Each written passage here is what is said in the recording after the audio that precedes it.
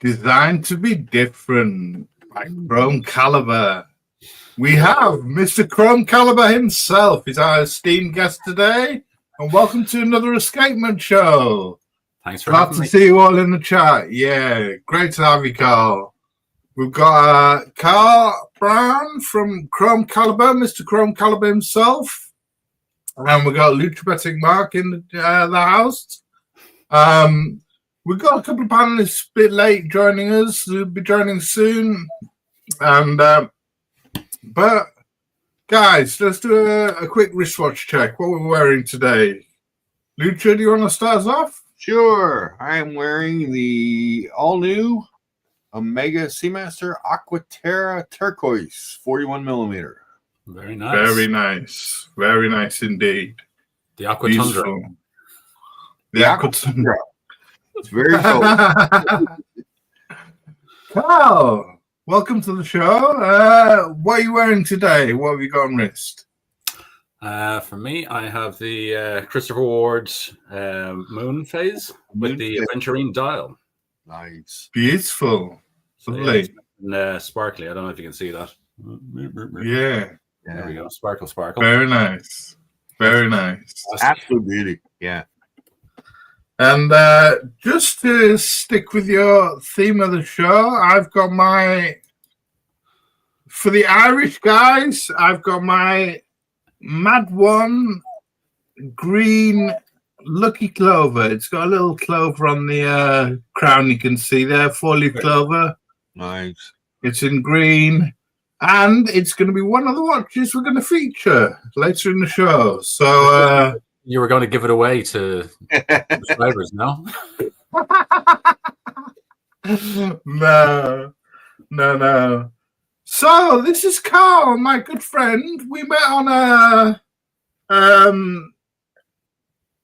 we're in a watch group called the Dublin Watch Group, and formerly the Dublin Watch Group now. Formerly the Dublin Watch Group, and due to Karl's good work, being a Red Bar representative, it's now the Dublin Red Bar Group, isn't it? Yeah. So we finally came to the Green Isles. Yeah, tell us a bit about that, Karl. Tell us a bit about how you wanted to take it moving forward into the Red Bar Group. Yeah, I mean, basically there was none in Southern Ireland. There was one up in Belfast, but last was actually late in 2023.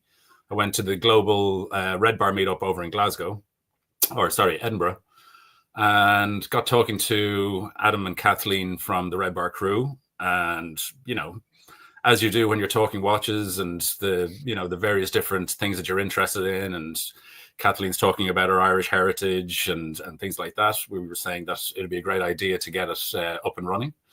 And through a series of emails and conversations and Zoom chats and things like that, we basically managed to get it set up for, the Dublin chapter to be launched. So it basically kicked in this year, this month. Brilliant. Got pretty much all the guys from the Dublin Watch Group switched over to Red Bar, so we had to do a whole new online sort of process and stuff like that. And if anybody else wants to join in, there's a website, and you can check out our Instagram page and all the rest of that.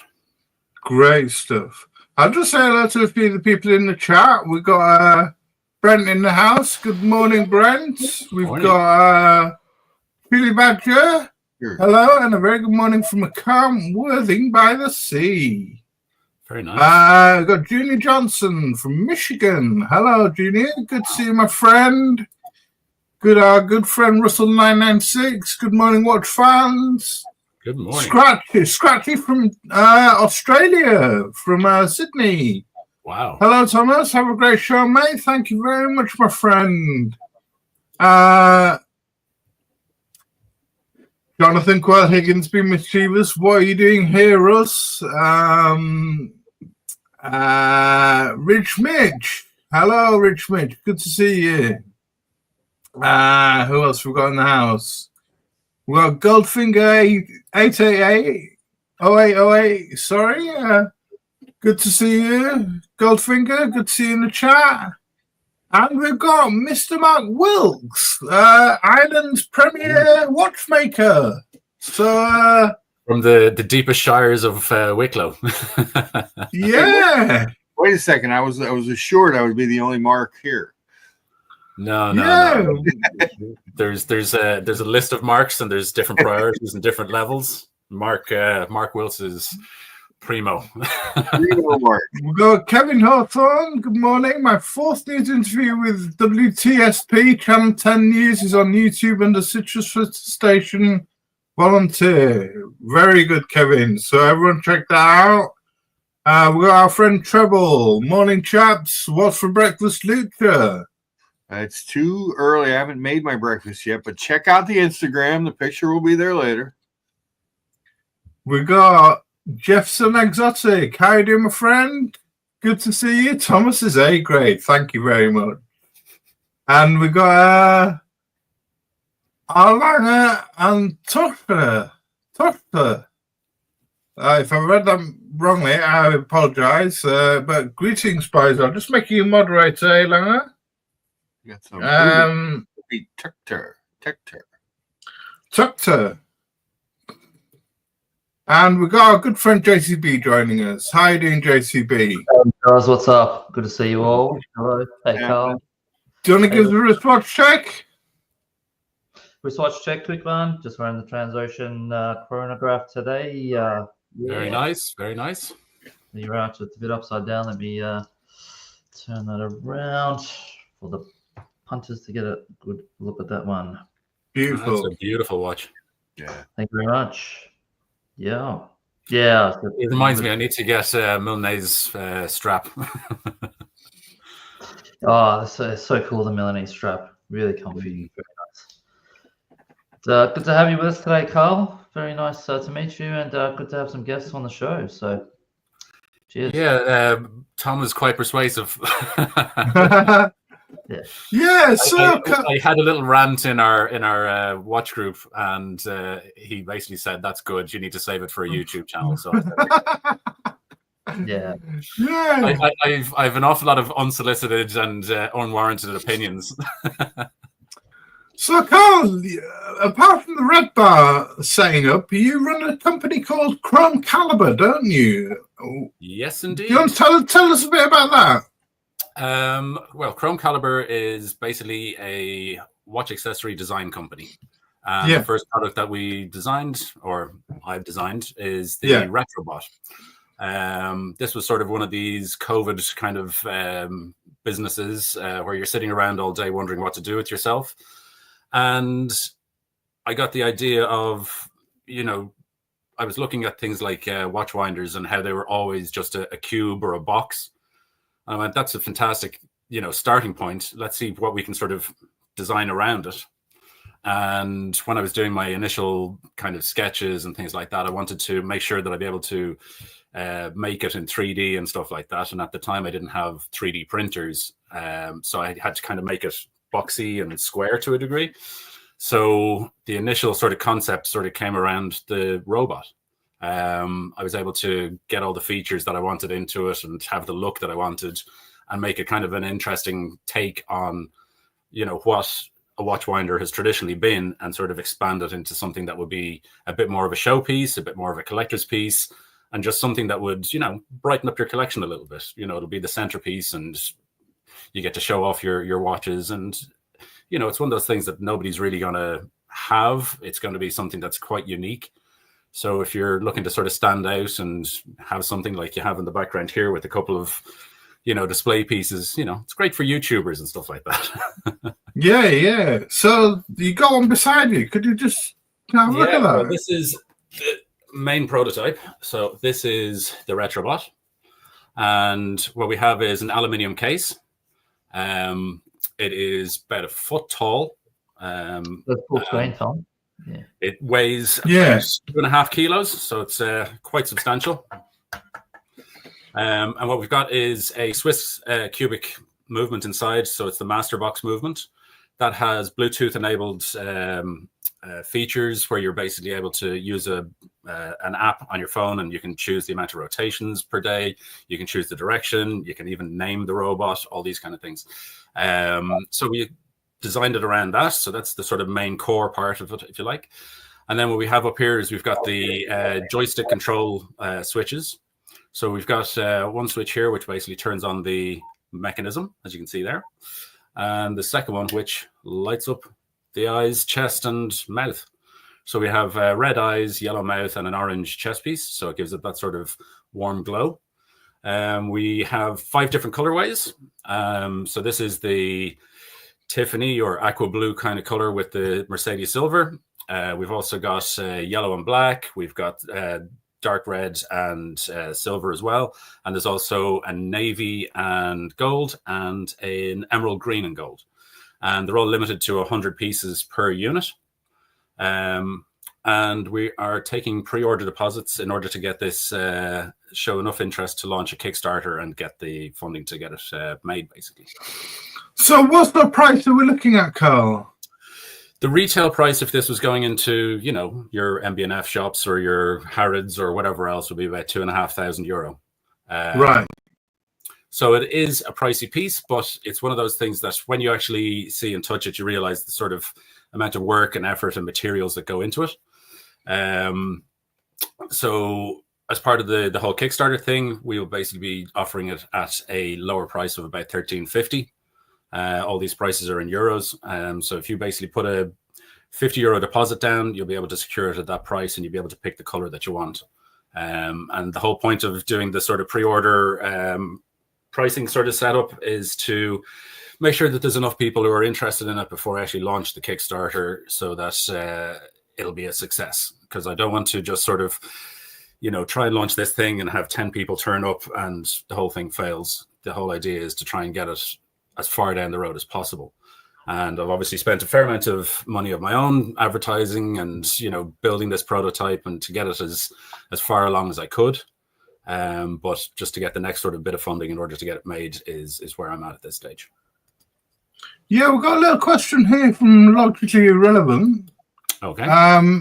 Is it aluminium to avoid magnetism?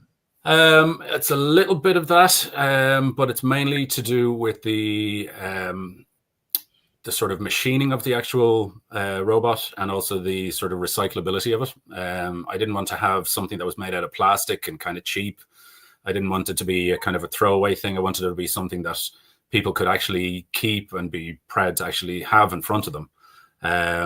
You know, if anything, the one thing that would break within this would be the mechanism before the actual robot. So you could switch the mechanism out and keep the robot for the next 150 years if you wanted. Yeah. You probably won't be around to use it then, but the idea is there. Sure.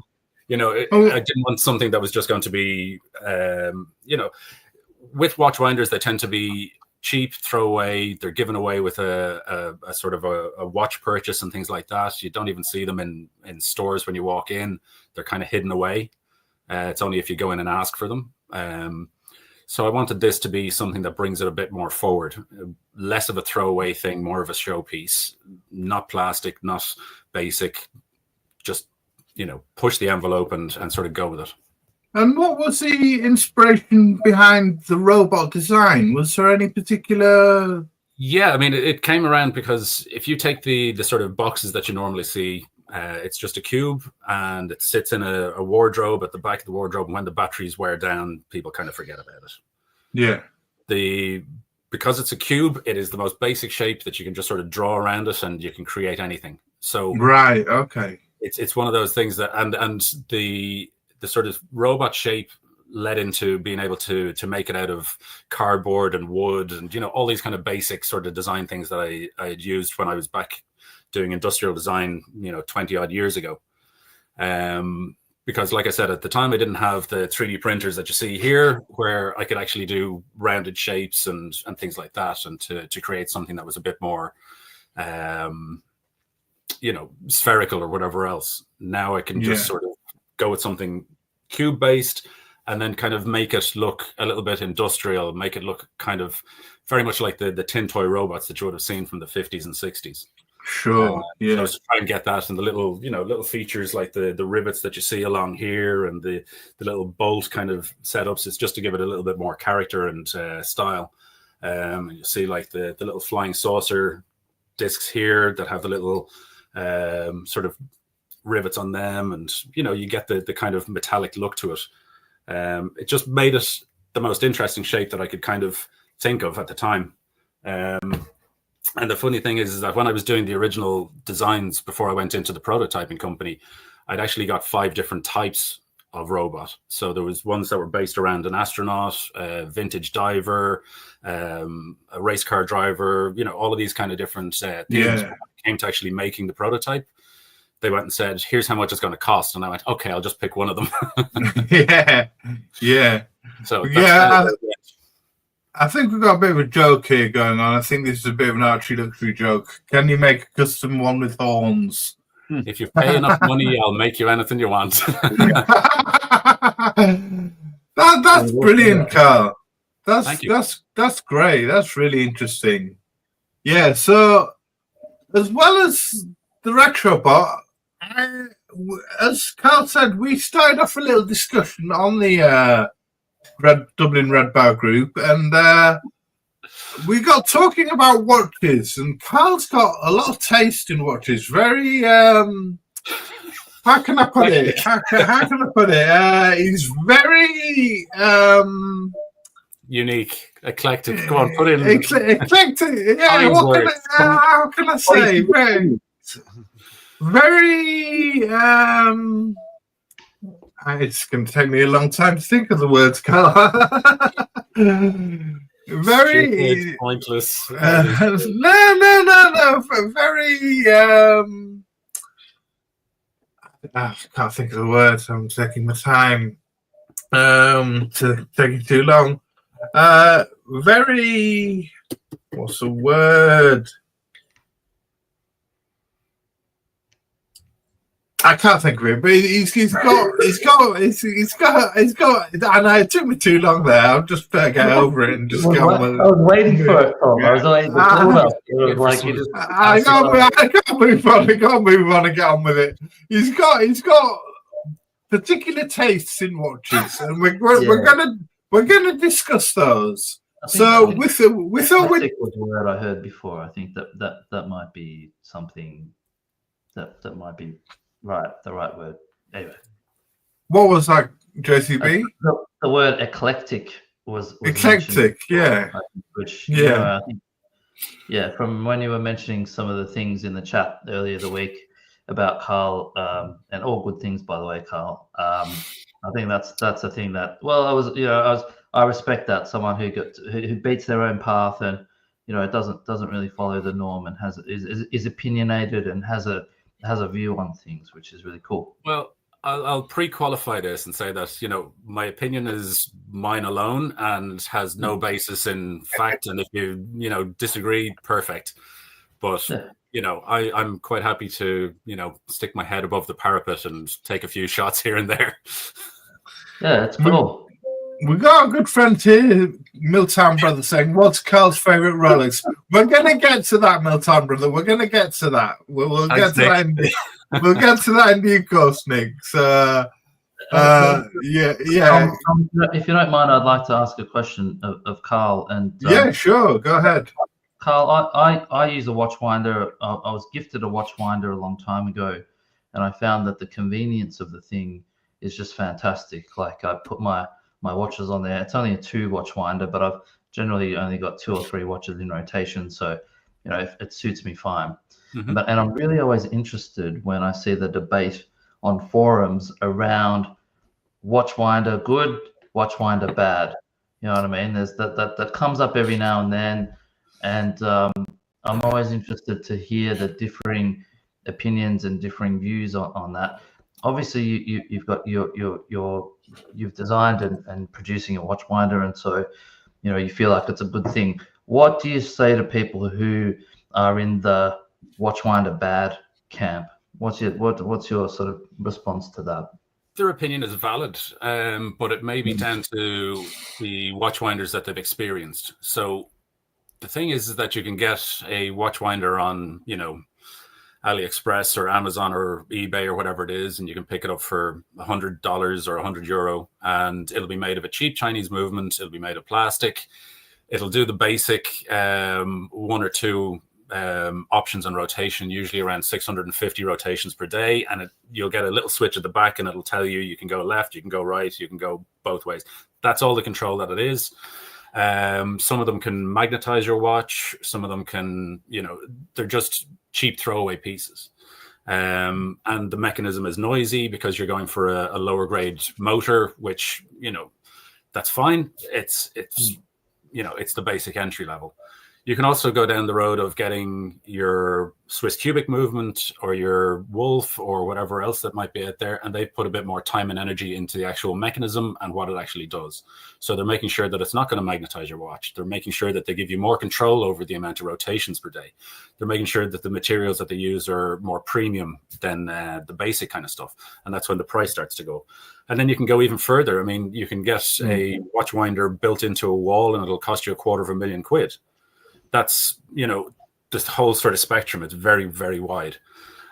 So I'd say people that are, against it, it's fine. There's some people who just like to pick up a watch and wind it by hand and, go about their day. But like I said, their experience is probably quite poor.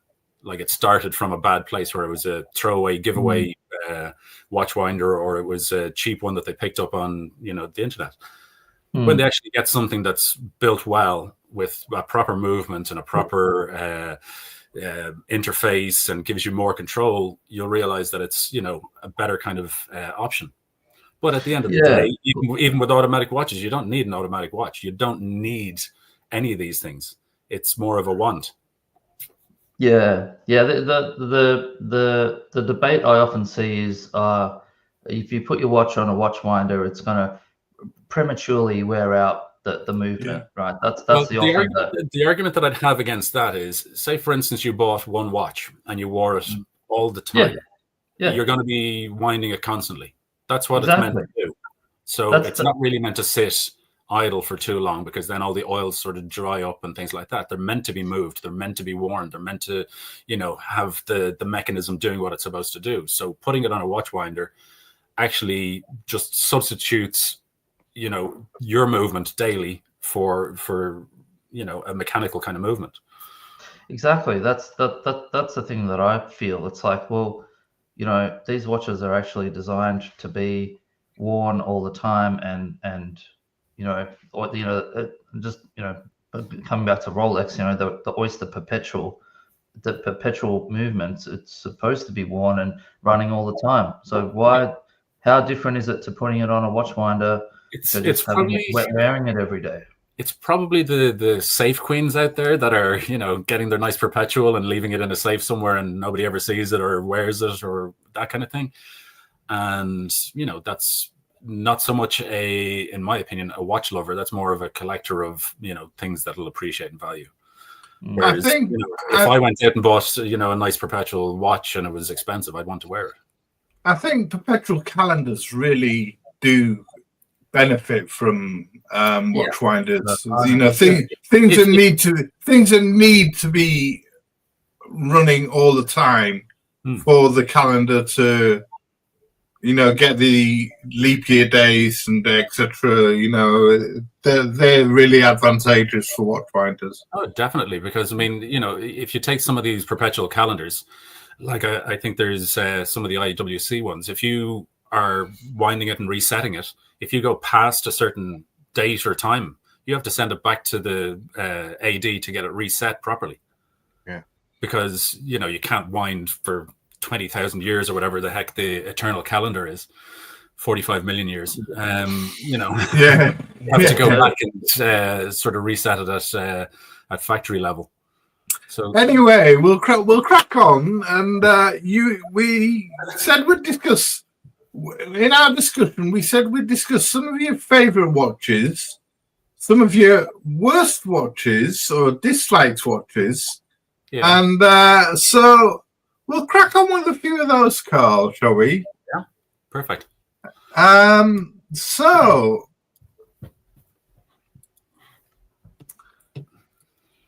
one of the watches you said you really liked, and I know that you actually own this one, was the Zenith El Primero Panda in black ceramicized aluminium. It's a 42mm case using the 400B caliber, and it's very lightweight and scratch resistant. Tell us about this one. Yeah, it's got the El Primero movement in it, which is the best, in my opinion, and according to several watchmakers that I've spoken to, the best chronograph, automatic chronograph movement in the world. It just looks beautiful. The high beat, when you listen to it, it sounds like a racehorse because it's going so fast. And like I said, it's one of the most comfortable watches because it's so light, scratch resistant. The Panda dial looks fantastic. It's got a kind of a silvery kind of finish to the dial that, you know, depending on the light, it can look white, it can look silver, it can look slightly creamy. And it's a bit of a strap monster as well, because at the moment I've got it on a grey ostrich. I've also got like red, yellow leather, black leather, bunch of different colors and setups on it. And yeah, it's the most comfortable watch that I have, and I wear it constantly. It's fantastic. Beautiful. Yeah. What do you think, guys? I know you're a big Zenith fan, JCB. Yeah, 100%, man. Yeah, I've got a Zenith El Primero as well. Karl, love the watch. It's actually probably my favorite watch actually to wear. Just such a thin watch, beautiful on the wrist. Yeah, and I love these El Primeros. Not a huge fan of the overlapping sub-dial versions of the El Primero, but this one I can forgive that because it's such a cool watch, man. That black. My son actually calls it the Mickey Mouse watch because it looks like Mickey Mouse ears. Yeah, Brent's just asking what size it is. It's 42 millimeters. 42, Brent. And I just want to get this in quickly. We've got happy birthday to my friend Swiss. Wow. So, happy birthday, Swiss. The Swiss and John Show. Yeah, happy birthday, Swiss. Yeah. Good to from the Swiss and John Show days. It's Swiss's birthday, so happy birthday, Swiss. Sorry, Karl. No, go ahead. What's this thing made of, Karl, again? Did you say? Was it titanium? No, it's ceramicized aluminium. So there's an aluminium core with a ceramic outer casing. Yeah, really cool, isn't it? It weighs like 70 grams or something like that. It's ridiculously light. And it's just like you put it on, you forget that you're wearing it. It's fantastic. Yeah. I think they made a Range Rover version, which was similar to that one. And I was so tempted to pull the trigger on it, but it had Range Rover on the dial. If it didn't have that, I probably would have bought it. Yeah, no, they released a handful of these. So there was an all black dial, which was the Range Rover one, as far as I remember. And then they had the Panda and the reverse Panda version of this one. And these ones basically didn't have any of the branding or any of that kind of stuff on it. Super but cool. yeah, the all black version with unfortunately it's got Range Rover on it, which is another little pet peeve. I don't like all that sort of branding on stuff. Like there's lovely watches that you'd love to buy, but all of a sudden it has, I don't know, Red Bull on it, or it has a Lingy on it, or, you know, whatever it might be. And you're just like, why couldn't you just make that plain? Yeah. Totally. What do you think about Zenith as a brand, where they're at now at the moment, what they're coming out with, their direction? Just generally, what are you thinking about Zenith? They're a fantastic brand. I love the watches. There's certain things about the designs that I don't like. I don't like the ladder bracelet. For instance, I just some of the Defy range are starting to look a little bit like Hublot in certain respects.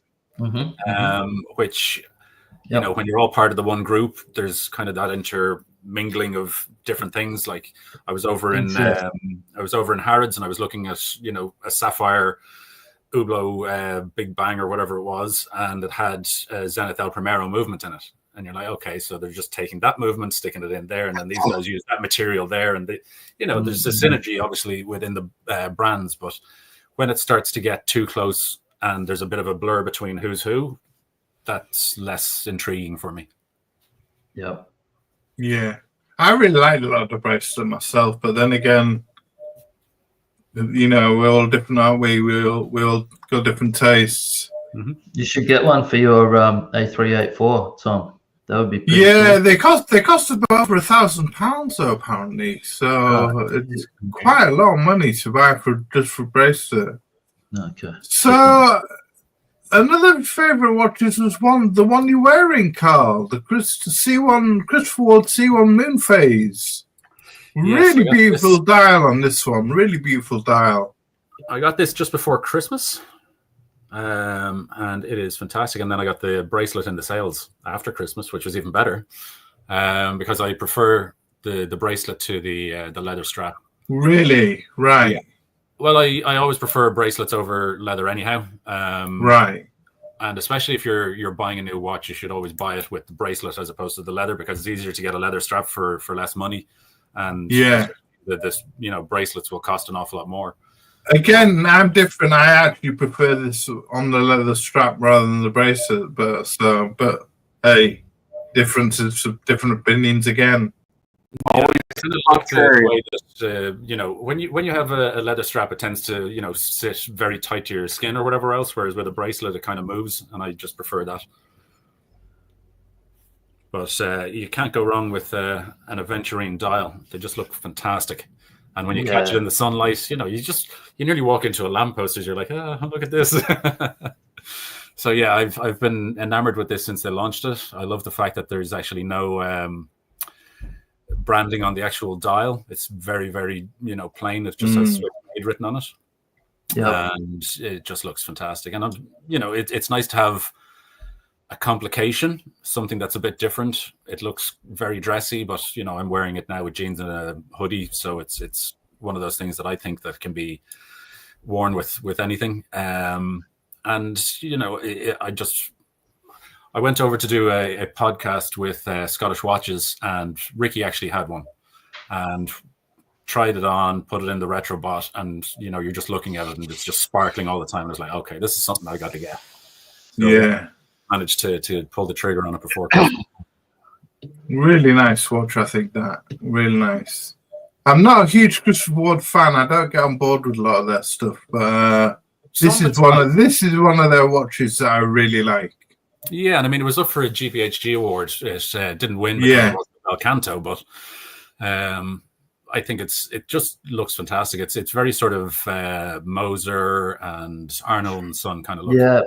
Yeah, 100%. I was just going to say massive Moser vibes with this piece, and also Arnold and Son with their big moon phase watches as well. It's sort of like you're getting all of that look and feel for, like a 1/100th of the price or whatever, maybe 1,000th of the price even. It really punches above its weight. Like and that's kind of the other thing. I mean, I kind of look at my collection every now and then and I go, okay, well, what am I missing?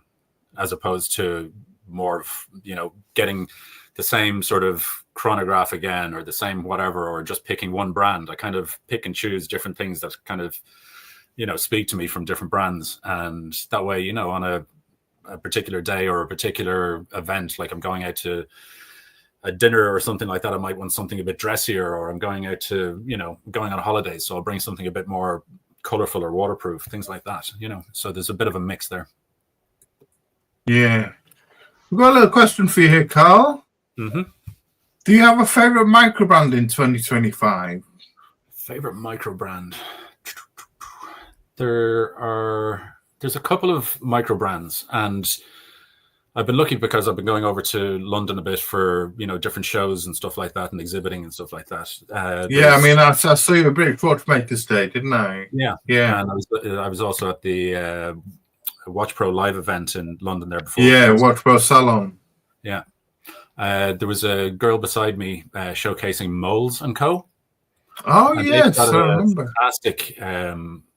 It kind of reminds me a little bit of like the Audemars Piguet, you know, the sort of panoramic rectangular kind of one that they have. Yeah. It has one that's a soft kind of TV shape, and the dial is fantastic. It's sort of like this anodized kind of aluminium finish, so you get these little metal kind of streaks in it, but you can have it in a pinky dial or a bluey or a silver, all these kind of colors. They look fantastic. So that's one kind of micro brand. Another one that I like Brew. I like some of their stuff. The kind of retro vibe on their watches is nice. And I like the Straum Jan Mayen watches. So you get the interesting sort of Straum ones, as well as the integrated bracelet. Yeah. I know what I mean. Three that kind of popped to my head. Yeah, the Straum ones are quite nice. You get, as you say, they're textured dials. Are sort of, Yeah, they look a bit. They remind me of the Atelier When Perception. Those Straum ones, and a bit like the Moser dials as well. Sort of Moser-esque. I mean, you know, when I'm looking at something, like I said, I'm trying to find something different or something interesting that I can, you know, it's not going to encroach on any of the other watches that I have. It'll be a different kind of color or vibe or different style or whatever else. And I've been liking the there's like a snow dial, so it's like it looks like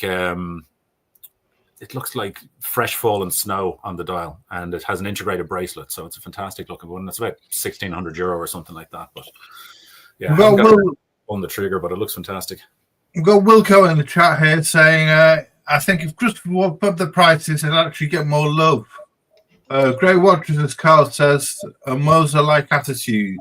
Interesting view. Oh, I don't want them to put the prices up, because then, you know, it goes out of my, you know, buying Asian kind of thing. Do you think they'd actually be taken more seriously, though? More? Yeah. Or is that their niche? That sort of £1,000 to £3,000. Some of their pieces they're priced pretty far out there, like the 12 skeleton is pretty pricey.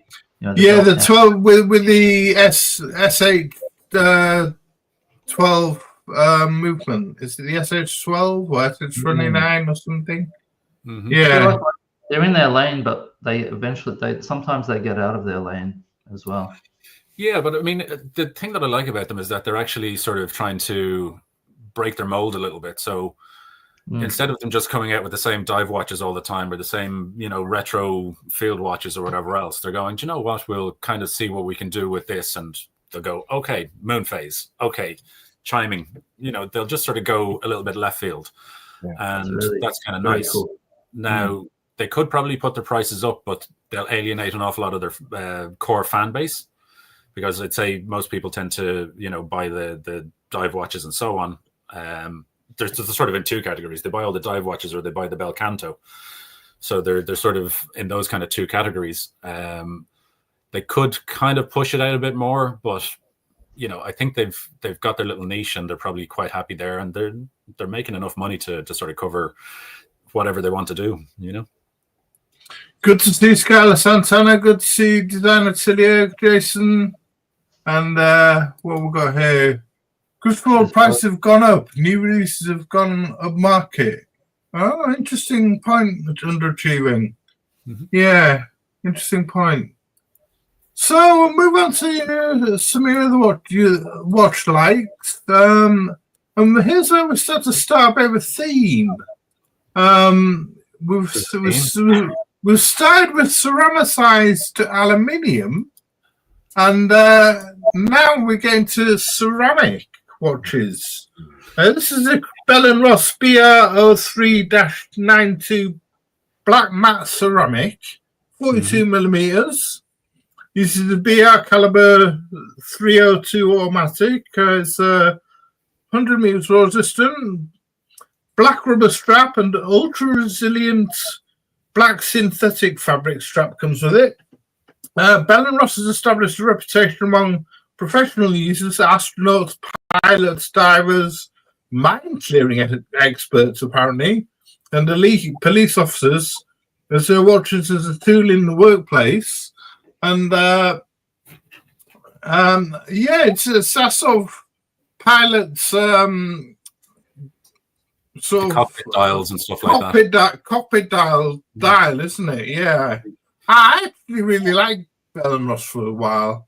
But I couldn't afford one at the time. But these ceramic ones look great, I think. Really, yeah. The thing is, I've always loved Bell and Ross. I mean, they were sort of nearly a gateway drug for me back in the sort of 2000s or whatever else, where I was obsessed with them because I just thought they were so unique and interesting. The thing that I like about this particular one is that because it's the ceramic kind of finish, it'll wear better. Whereas whenever you have a DLC, you'll get these kind of shiny bits and you'll get these kind of cloudy bits on it, and they'll sort of chip and wear a bit. Whereas I think that's just a beautiful sort of stealth kind of military feel, and it's just one of those kind of rugged all day kind of things. Yeah, I mean, like Brent's saying, he likes a HSI gauge watch, and they did like a compass watch last year, Watches and Wonders, with a. But I really like these cockpit sort of dial watches to their classic style, but ceramic, moving into ceramic is really good sort of style, I think. Really nice style. I've kind of there's a theme with some of my watches with the sort of black and the ceramic and things like that, is that I like the wearability of a ceramic. Like I said, the scratch resistance, and it's not going to get those little sort of dings that you get on DLC, but it keeps it kind of cool looking as well, you know. Well, what do you think of ceramic watches, Karl, Mark, and JCB? Sorry. This watch, I actually like this watch. There's not a lot of Bell and Ross that I'm a huge fan of, but I like the ceramic. I like the strap on this one, and the dial really gives me a Zin 556. Yeah. Which when Bell and Ross were starting out, they used to have an awful lot of Sin movements and copies and stuff like that. So they were sort of working in conjunction to get the initial, brand off the ground. Yeah, I was the same with when I was sort of getting into watches and seeing Bell and Ross, and I used to think, wow, man, this stuff is just so unique. They've got their own thing going on. Yeah. You know, they've got their own brand identity. They've got their own design. They're not playing by any rules except their own. Yeah, sure, they're taking the inspiration from the cockpit instruments, but there's no other brands that are really doing that. You know what I mean? So, hats off to them. I think they've done really, really well from a design perspective. I think they're fantastic. I actually like their vintage line, the vintage chronograph line. I think it's the V2 series. I think they're really, really nice. There's a blue one. They did a nice navy dialed chronograph, the belly tanker and stuff like that they did. The look of it is really nice. Really nice. Man, stunning. They've got their design department fucking nailed down. That's what I really like about them. Really, really cool. You can tell that it's a Bell and Ross from 600 miles away. 100%. Yeah, I reckon they're really cool. Yeah, like they got a lot of flack, but for why, I don't know. I think it's because they charge the amount that they do, and they basically just have a basic add-a movement or movement in it. Yeah, probably, yeah. But they also have the side of the business where they push it out and they start using their own sort of, tourbillons and all sorts of stuff. So they do kind of wackier, higher grade stuff as well. So we'll carry on with the ceramic theme in this beauty. The IWC Big Panda Perpetual Calendar Top Gun 46.5 mil. Big watches throughout here, Karl. I have a big wrist. Yeah, white ceramic case, the Lake Tahoe. This is £33,500. Yeah, it's a bit pricey, all right. Exhibition case back. The calendar recognizes leap years and will run without manual intervention until 2100. As long as you put it in a watch winder. Yeah, absolutely. Double moon phase. Shows northern and southern hemispheres and will only deviate after 577 years. Yeah, but this is exactly the kind of watch that you're targeting for your watch winders, isn't it? So beautiful watch. One and done kind of watch. That'll be it does everything, you know. And the size and look in the back, I mean, that's a massive window into the mechanism, which I love. I tried to always get an exhibition case back because I love looking at the movements. So I have 46mm Planet Ocean, and I love just looking at the movement of that. It just looks fantastic. My Christopher Ward is an exhibition, the Zenith has an exhibition, all the rest of it. I just love looking at the actual mechanism inside. And you know, there's an awful lot of watches that they talk about, oh, our mechanism is great and it does this and does that, and then they go and stick a case back on it, and you're like, well, I can't see that. So why are you decorating it just for the watchmaker? Right. You know, I'm the customer. I want to see the bloody thing. Yeah, I'm with you, man. I'm the same. I love having a case back on my watch. Yeah. And the other thing that, you know, at least these guys have sort of decorated the rotor and stuff like that. There's too many open case backs that they just put in the basic rotor and just stick their name on it. And it's like, well, if you're going to, you know, show people, at least decorate it. But that's just another little pet peeve. If this had a white ceramic bracelet, that would be fantastic. Yeah. Got another one from our friend Wilco. Karl, are you considering designing a watch of your own? I'd consider it. But the thing is, when you get into that, you're kind of restricted to what's available on the market to a degree. So you can only really push the boundaries of, you know, what you can do on a dial and stuff like that. So you'll have a choice of a handful of movements that you'll kind of have to pre-pick, and then you'll have to design your watch around that and whether it'll fit into a case. If you're trying to design the case from scratch and all that, I mean, you're getting into a huge amount of R&D and development costs and all that kind of stuff. So it's something that would be, you know, you'd have to do it very well in order for it to be, you know, taken seriously enough. And this is why you see an awful lot of micro brands that come out and they basically have a basic Solita movement. They'll get a basic thing that looks like a, you know, Rolex dive watch, and then they'll change the hands and, you know, a little bit of the dial, and then they release a watch. And that tends to be an awful lot of the stuff that's in the market. It's an awful lot rarer to find somebody who's going to come out and go, do you know what? I've designed something. Here's the case. I've designed that. I've designed the whole lot to go together, and, you know, all that kind of stuff. So it's something I'd love to do, but it's something that would take an awful lot of time, energy, and investment. Yeah. So you think that there's not enough original cases? Well, no. Like, if you really think about it, like, take the branding off, you know, 50 or 60 different micro brands, and you probably can't tell the difference between an awful lot of them because they're going for the same bezel, the same, you know, case shape, the same sizes, the same, you know, oh, I've got a black diver, great. Oh, I've got a field watch, great. So does 20 other brands. And it's because, you know, there are limited amounts of people that can actually make the cases. There's actually a company called Rowenka Hennigs, and depending on which door of the building you go into, you're getting different companies, but they're all making in the same factory. Yeah, right. So there's, you know, you know, there's an awful lot of things, like you'll see, even with the big brands, they'll release a watch and you'll think, why are the, you know, the subdials so close together? And it's to do with the mechanism. So they have to make them that big. So they make a big case, but they've got a small mechanism, and the symmetry of everything just doesn't work. So there's some of the, I think it's the Omega Speedmasters. There's some of them, and they look nearly cross-eyed because the case is too big for the mechanism. So the dials are you know, squashed too close. Yeah. You know, you're kind of limited by the sort of stuff that's available. So talking of case shapes, we're going to this watch, another ceramic watch. The AP Royal Oak 50th anniversary black ceramic, 41mm, automatic. This can now cost used $129,300 US. So you got expensive taste, Karl. Yeah, well, there's some other choices that I gave you as well that are just as expensive. But yeah, the only thing that I don't like about this is the date window. I don't understand why they keep sticking date windows there.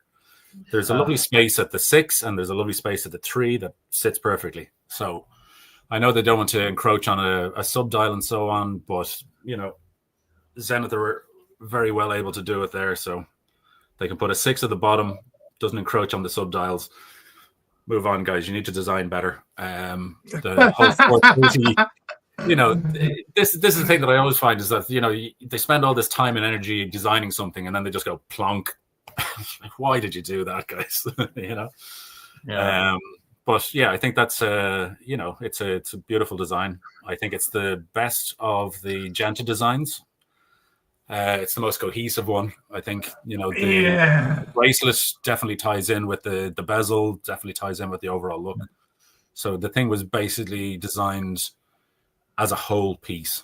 And I think I love the ceramic, but I'm just about this whole Genta hype for the Royal Oak. I mean, this is where we started to discuss. I'll put it subtly, discuss things about Genta, wasn't it? You said I had bad taste in Genta designs, and I like things like the Pole Router, the King Midas, the retrograde watches, but I can't buy into all this Royal Oak and Nautilus hype, and you know. Okay, take the these porthole engineers and porthole designs. Take the name Genta away from it, right? Take the name Genta away, look at that, and just say that is a good design. Yeah, okay. Forget that he designed, you know, Pateks and he designed IWCs and he designed, you know, all sorts of things. Just go look at that. The symmetry on that is perfect. The, you know, the features on it are perfect. The integrated bracelet, perfect. He did it right that time. When you look at the Nautilus and stuff like this, and it's got, like, you know, big ears and all that kind of stuff, it's like, why did you do that? I'm going to say, like you said before, Tom, what do I think of ceramic watches? And I was going to say, like, man, the Royal Oak series in ceramic is easily one of my favorites. Like, that's when I think of ceramic, that's where I would go. Like perpetual calendars, this stuff, the chronographs. Like I'm not a big fan of Royal Oak in steel, but in black ceramic, it is the bomb. I love it, man. It's so good. I would give my left one for one of these things. So cool. See, Russell's saying he's not an AP fan, but we've got Jim Miller's fan. It doesn't. If you took Audemars Piguet off the dial and you forgot that it was designed by Genta, if you just saw that, you know, as a design, it is wrong. And that's where I sort of approach it. I'm not going out and buying that because it's a Genta design. I wouldn't be going out buying it because it's an AP. I'm going out and buying it because it looks good. Yeah, we've got Jim Miller saying the ceramic Royal Oak is my favourite version. The steel and precious metal models look stunning, but scratches would ruin the owning experience for me personally. We got Mark Wilkes saying my motto is Genta is a pop. That's one of many of Wilkes's mottos. You should ask him what he thinks of George Daniels and the coaxial movement. And we got Russell saying Nautilus has character. This is so generic, could be anything. I think Nautilus is horrible, Russell. I think I'm just really disappointed. People are entitled to their opinions, no matter how wrong. Yeah, absolutely. So you like that Royal Oak, and you also liked the 15400, I believe it is, ST. Which was I don't know the codes and all the numbers and this things. This one, the white dial Royal Oak stainless steel. Yeah, with the Grand Tapestry dial. Like that. If I was going something similar and something in, you know, in a simpler format and in a steel version, that'd be the one that I go for. Like, that's not a great picture, but if you actually see it on the wrist and stuff like that, it really goes. It looks well. Beautiful watch. Yeah. I even like some of the 1159s or whatever they're called. Some of those ones are beautiful as well. So I mean, there's some stuff that Audemars are doing that are just they're more interesting to me than some of the other brands at that kind of price level. Yeah. But that's just So- what it's to me. So Yeah, absolutely. But we you included two of your watches. You included the Zenith and the two of the watches that you own, the Zenith and the Christopher Ward, in these picks. And we said if we take away those watches that you own, what other watches would you add? What other would be in your 5 greatest picks? And you picked the Grunfeld 1969 Delta Works. yeah, Beautiful watch. this is Multi-layer. Sorry, Carl. Go ahead. No, just going to say this is one of the things that when it comes to watches and collecting and so on that I find interesting is that, you know, if you're going out and spending 30 grand on a Daytona or whatever else, why, when you can have something like this? I just don't understand the logic. This is a fantastically beautiful watch, and if you see the mechanism inside it, it's just stunning. It's 100 meters water resistant, so you can go swimming with the thing if you want, but it's just a beautiful, beautiful piece. And it's one of those things that they actually put an awful lot of, you know, thought and design into it. I love the hands on it. They're very legible and, you know, nice style. The text on it is fantastic. You know, it's not overly cluttered with, you know, 50 lines of saying, oh, this is perpetual, this is 300 meters, this is that, this is the other. It just says, that's the name, it's made in the Netherlands, the end. And then you look at that and Oh, look at that. it's just, it's pornography, absolute pornography. Yeah. And like I said, if you're going out and spending 30 or 40 grand on a watch and you haven't considered this instead, you're not into watches. You're into I hype. mean, this is 49,000 euros. It's an in-house caliber with 231 parts, limited to 20 pieces per year. This is the problem, is that they're just too bloody limited. So maybe you have to go out and buy a Daytona because it's easier to get. And again, this is a 40. Again, this is a 44 millimeter watch, 44.5 mil watch. Nice. So it's I have It's, big wrists. I have big wrists. I can't be going around wearing a 34 mil, you know, date just. It looks silly on me. and you said you preferred the orange one like this. Yeah, just I like a bit of color and a bit of interest, but you can actually throw Yeah. the black strap on that, and it changes the whole look of it. But you Looks keep that sort of gorgeous. orangey salmon dial, and it's just fantastic. So now you put on the blue, and all of a sudden the hands pop in that one. Yeah. Whereas the orange strap, the dial pops. You put on the black, something else pops. It's fantastic. Yeah, it's sick. Yeah, beautiful choice, that Carl. I'm really with you on that one. I remember we went to Watches and Wonders together last year, didn't we? And I remember us seeing the Grunfelds together. That's the thing. we Like, popped in. we went onto their stand, and Yeah, Like, and Tim I've Grunfeld was there, wasn't he? And he was just sitting there having a coffee, and I go, I really love the 1969, and he just goes like this. Here you go. yeah, That's fantastic. yeah, The actual Yeah. watchmaker is handing me his watch, and you're just there looking at it going, oh, it's amazing. yeah. I remember Milltown Brother trying on the I think it was the chronograph as well. Yeah. Now Yeah. the colored sides on the case, is that just like a DLC, or is that a different material? It's kind a of hard to different material. I think it's actually just rubber sides. Okay. If I remember correctly. I don't know, but you can get it in the black, or you can get it in the orange and stuff like that. So you can sort of tie it into whichever version of the watch that you get. But like I said, when you're getting into your expensive watches, you know, why would you go for one of the sort of regular brands, if you want to call them that, when you can have something exceptional for a similar kind of money? Totally, 100%. So why would you buy a Rolex, you know, a basic Rolex, if you can have that? Why would you buy a basic Audemars if you can have that? You know, I just don't understand that kind of logic. When it gets to a certain price point, are you buying it because it's a hype watch and because people tell you that this is the brand to get because, you know, it shows you've made it? Or are you actually interested in the movement, the mechanism, the artistry, the, you know, all of that kind of stuff. The actual passion in the thing, as opposed to a factory just churning out thousands and thousands of watches. My heart goes towards something like that. Yeah, it's a beautiful watch. I mean, another of the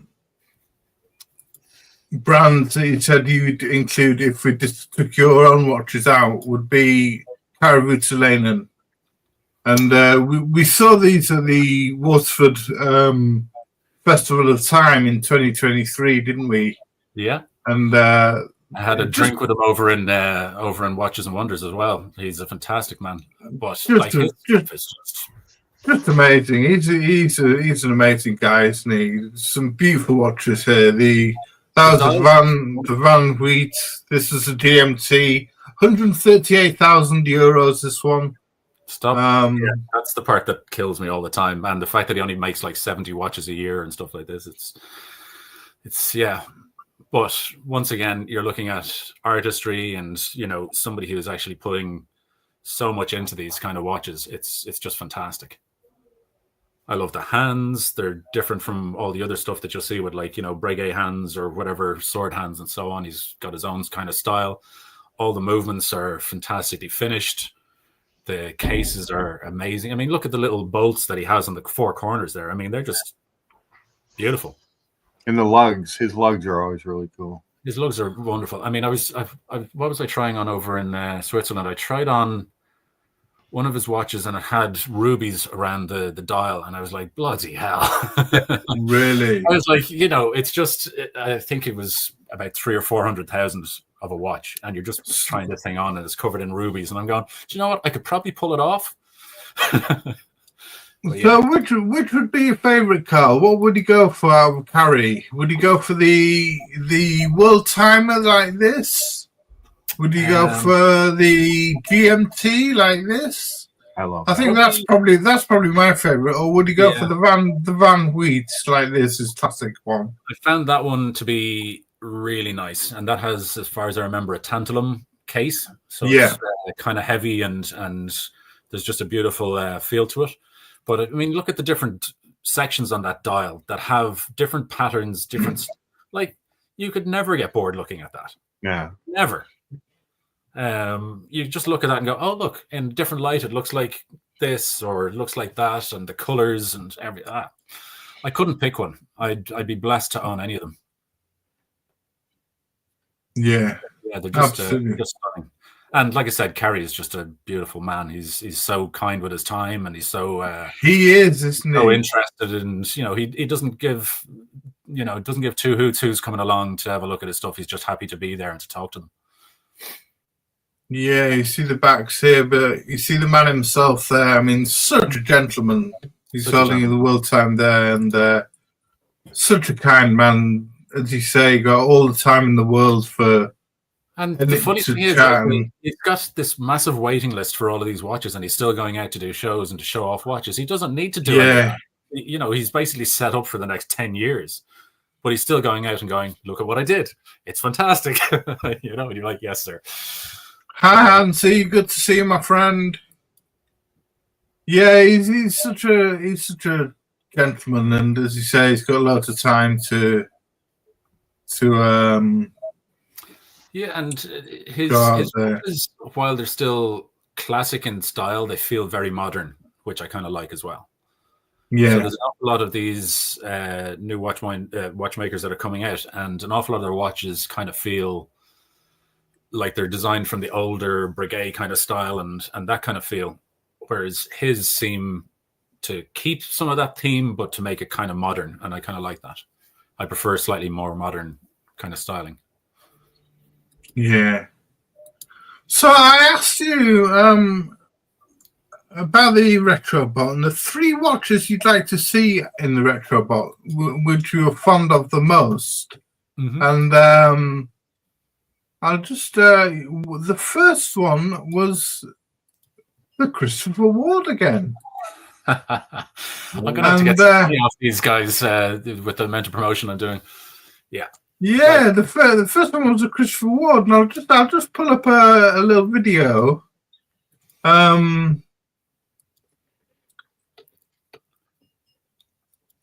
here, which is the actual Christopher Ward in the retrobot. So you said that you like seeing the aventurine dial sparkle as it spins and looks fantastic.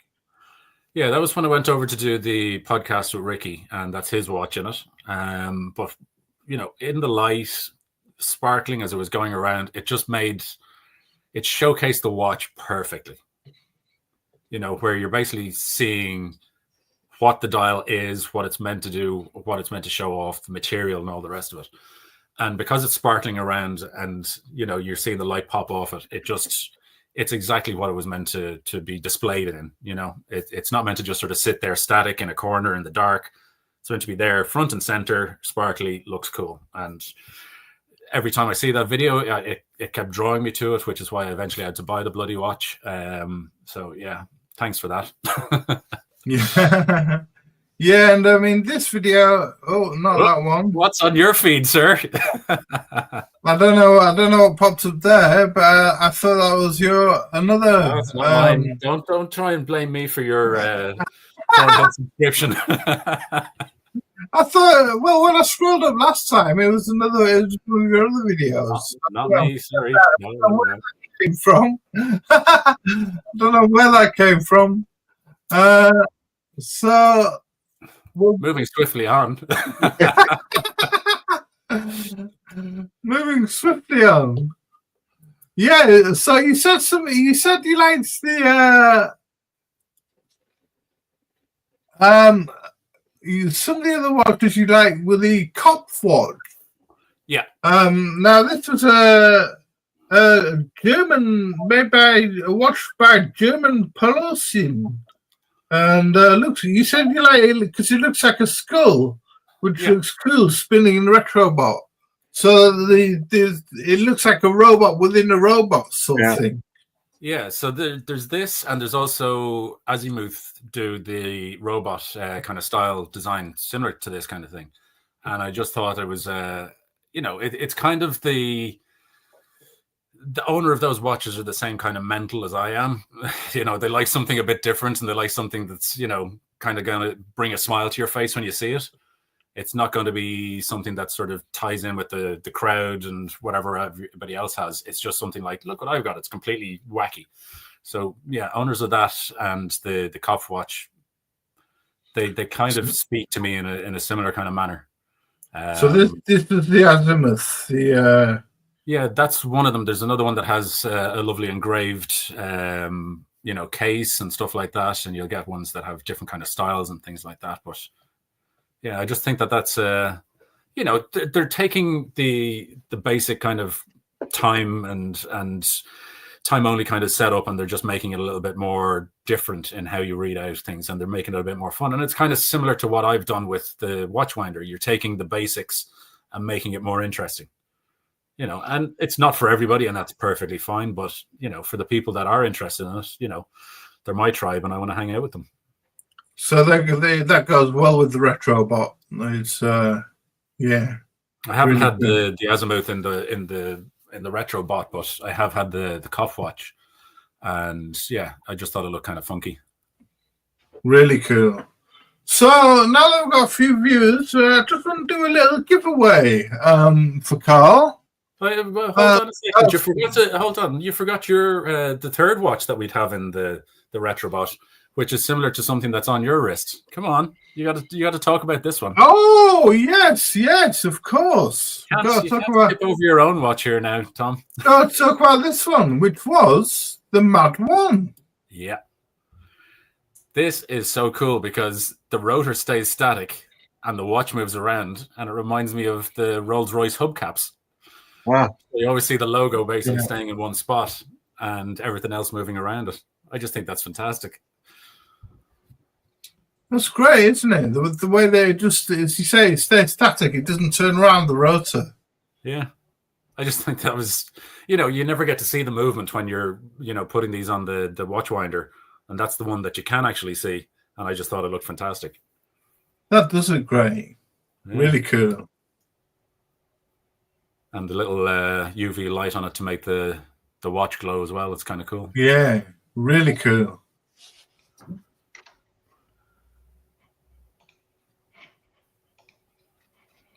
So there you go. There's the three that I think were cool and interesting and a little bit sort of left field, if you like.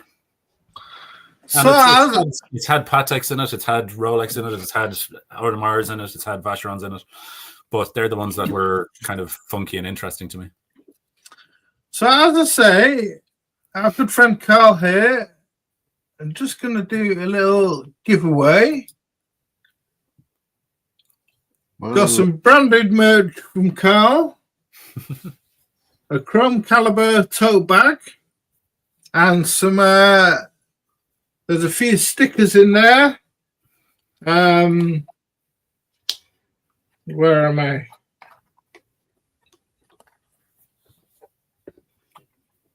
A few really cool stickers.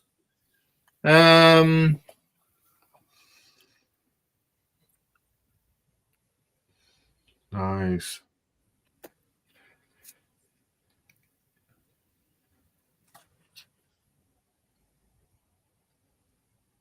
Karl, do you have other robot things like in your personal collections of things, or is this?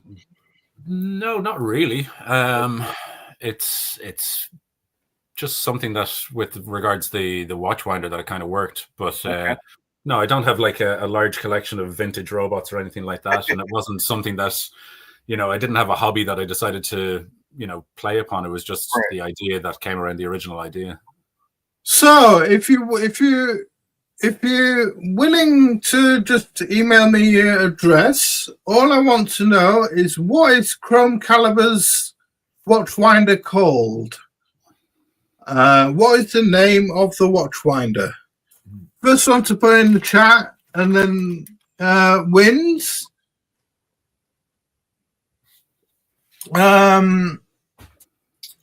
Just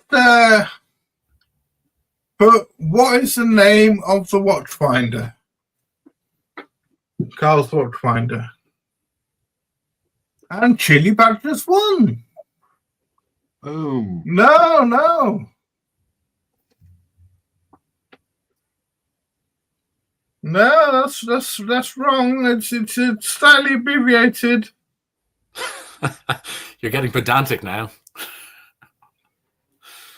Should I give it to Chili Badger? If he got in there, he deserves it, I suppose. Go on then, Chili Badger. I'll send it to you. Do you mind? Will you? You won't be a tie kicker. You'll send me your address, won't you?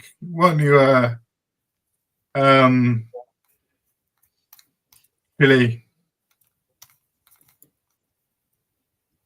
Oh, we've lost JCB. Oh. You will send me your address, won't you?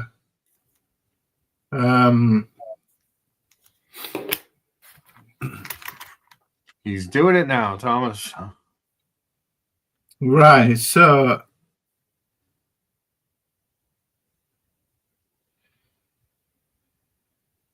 I can get in touch with you over WhatsApp, can't I? So yeah.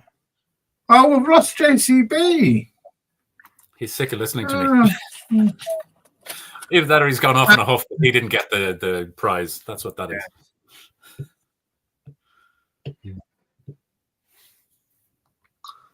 Oh, maybe he's busy. Anyway, so this is a section Karl Rants. Uh-oh. So this is We're where already doing that. no, this is where Karl rants. We've done the Karl Tonight's watches. We've done a bit of retrobot, and so now this is where Karl starts to rant. Hold on, I'll get my gum shield and, you know, boxing gloves on. Yeah. These are the watches he dislikes. So I'm going to, like I said before, I'm putting a caveat in there that this is all just my opinion. Don't kill me.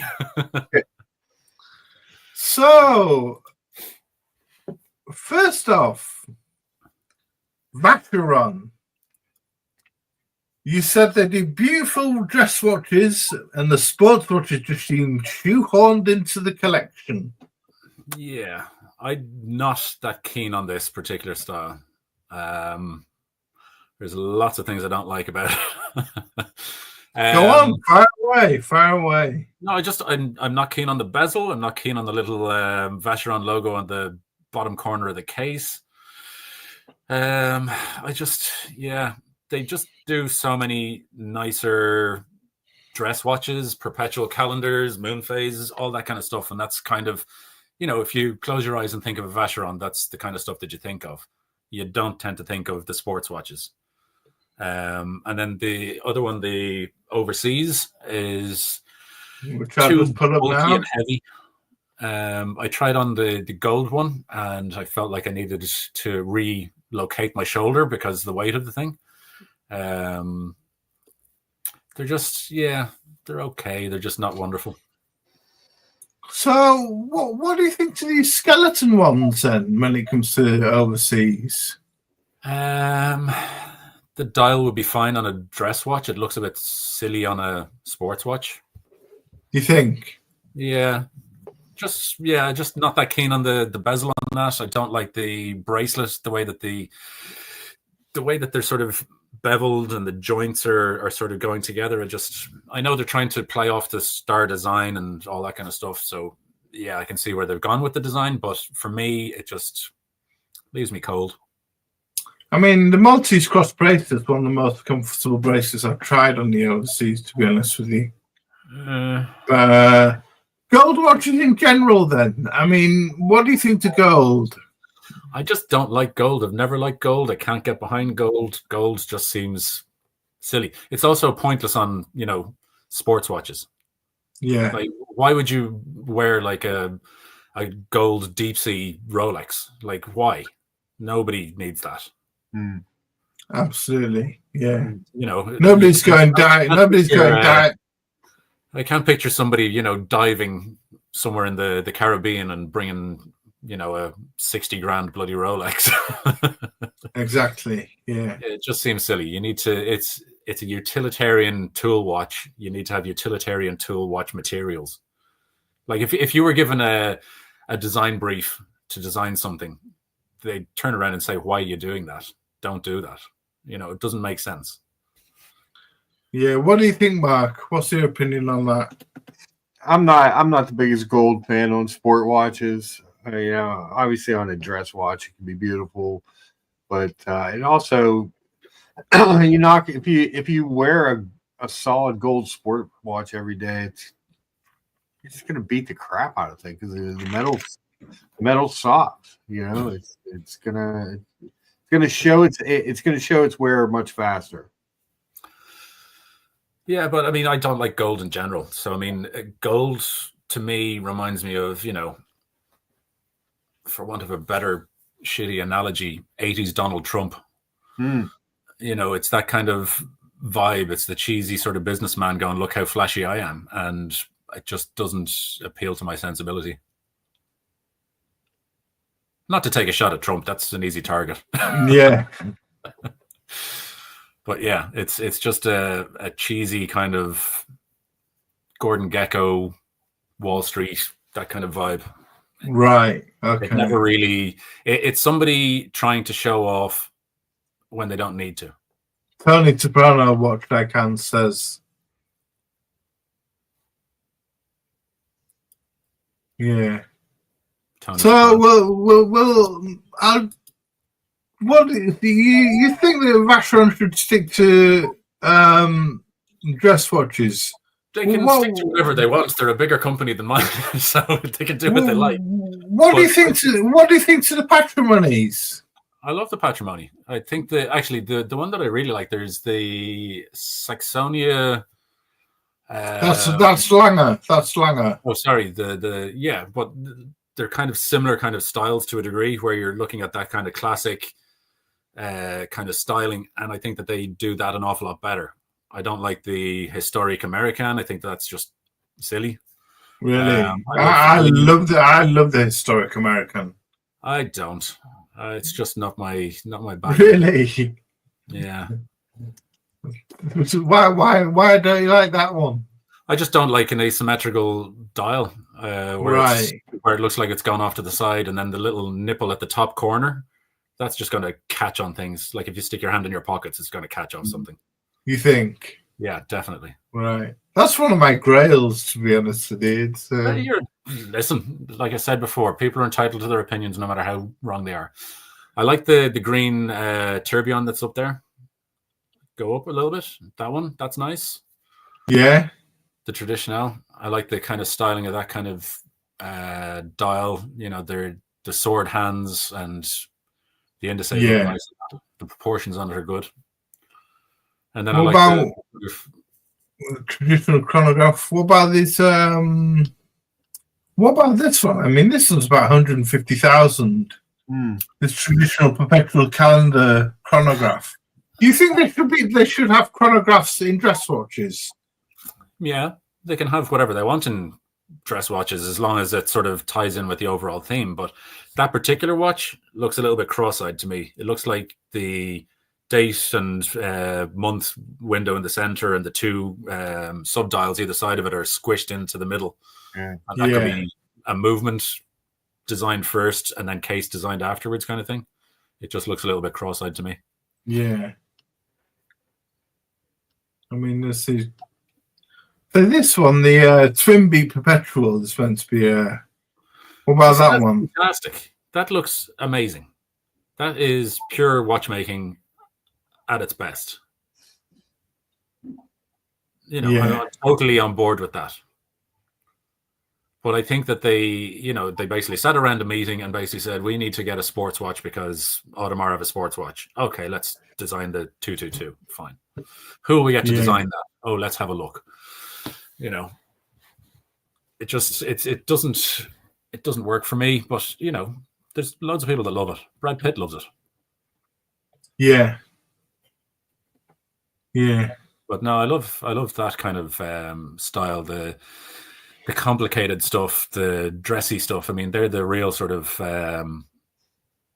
beautiful stuff. Beautiful. And yeah, smoke glass dials and all that kind of stuff. I mean, it's pushing boundaries. It's fantastic. Mark Wilkes saying even George Daniel said gold was ridiculous material to make a watch case out of. On the plus side, it's easier to polish. Yeah, you just wear it away, Karl. Mark, sorry. Yeah. So another of you hates was hate.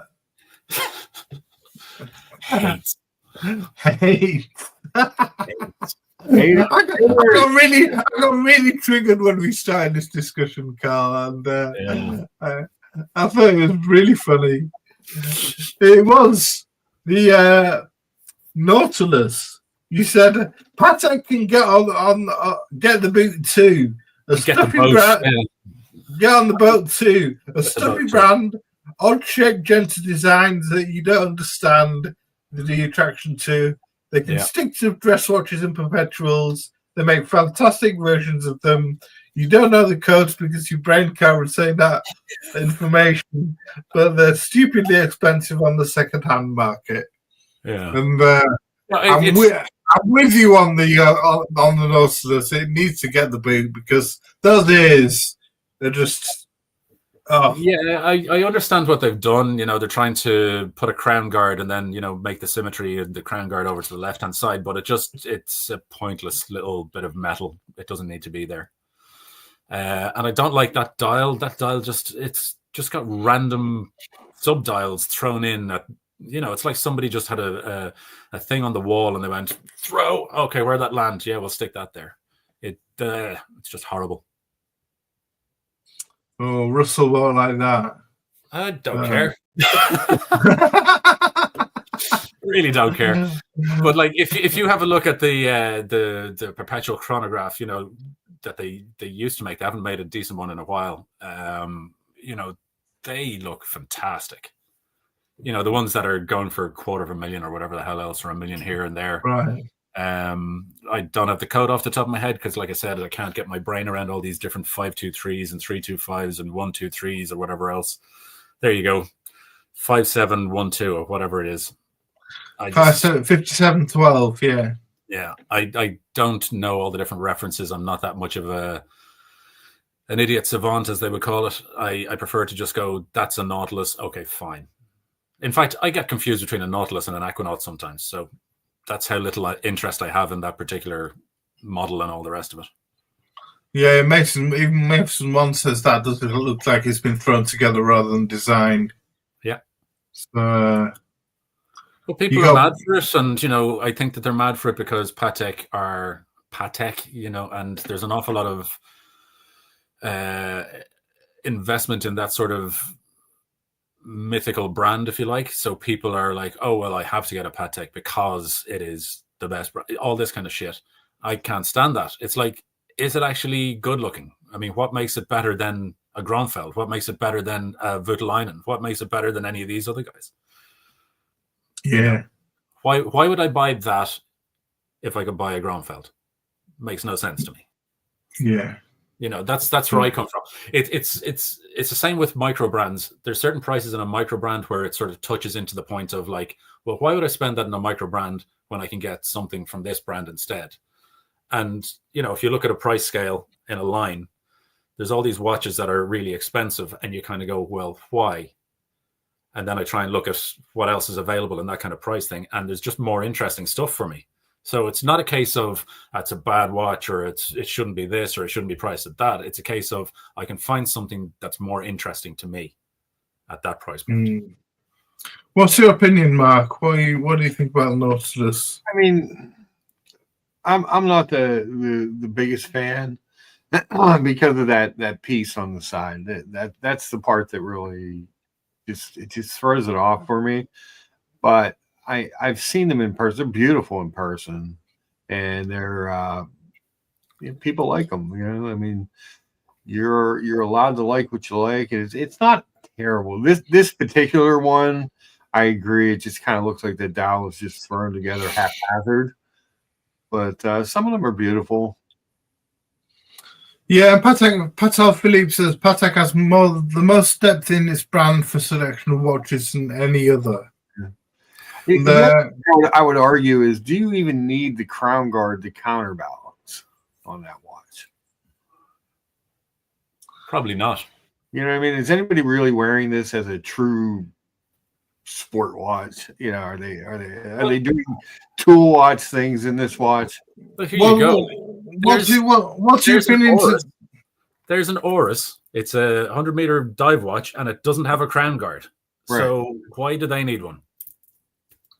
I mean, this is 150 meters worth of water resistance. It doesn't have a crown guard. Exactly. What's your opinion on this comment, Karl? Well, with a name like Patek Philippe, I think we know where his allegiance lies. No, I mean, it's like I said, it's got some great watches. It's just not my style. And I think an awful lot of people buy into it because it is the name brand more so than it is something that they actually love to a degree. Yeah. If you know what I mean, they're sort of buying it because it's a Patek as opposed to because that is the watch that suits them or that they are drawn to or whatever else. They're buying into the ethos and the marketing more so than the actual style. Well, he follows it up with people comparing a Patek to a Voutilainen or Dufour makes no sense. Those are hundreds of thousands of dollars, not the same category. Yeah, because Patek doesn't do stuff for hundreds of thousands of dollars at all, do they? Exactly. Well, you got a point there, yeah.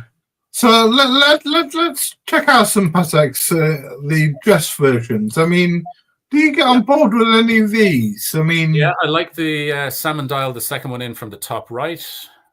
I like that one. That's nice. Yeah, the inline calendar. Yeah, I went off it when I found out that Mark Zuckerberg had one. Even though I think he sort of rents his watches for the day for marketing purposes, and then changes to another one. I don't know if he actually owns them, but yeah. It's nice. It's got some good symmetry. It's got some good styling.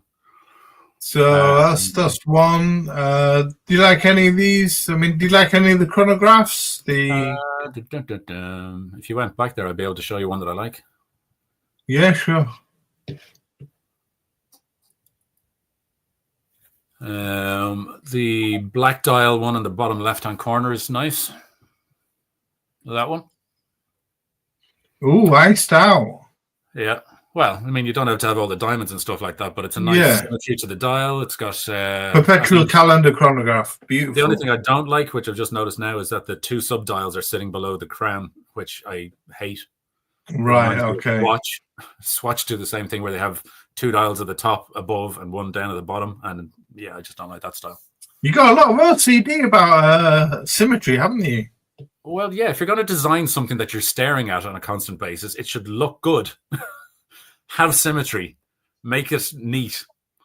Like if you have, sorry, go back up there a bit. You see the top right-hand sports moon phase with the 4 dials? It's on the right-hand side. It's the that one. That looks upside down to me. That to me looks like it's upside down. Yeah, left-hand drive one, I guess. Yeah, but it's left-hand crown. But if you turned that watch the other way around, I think it would look nicer.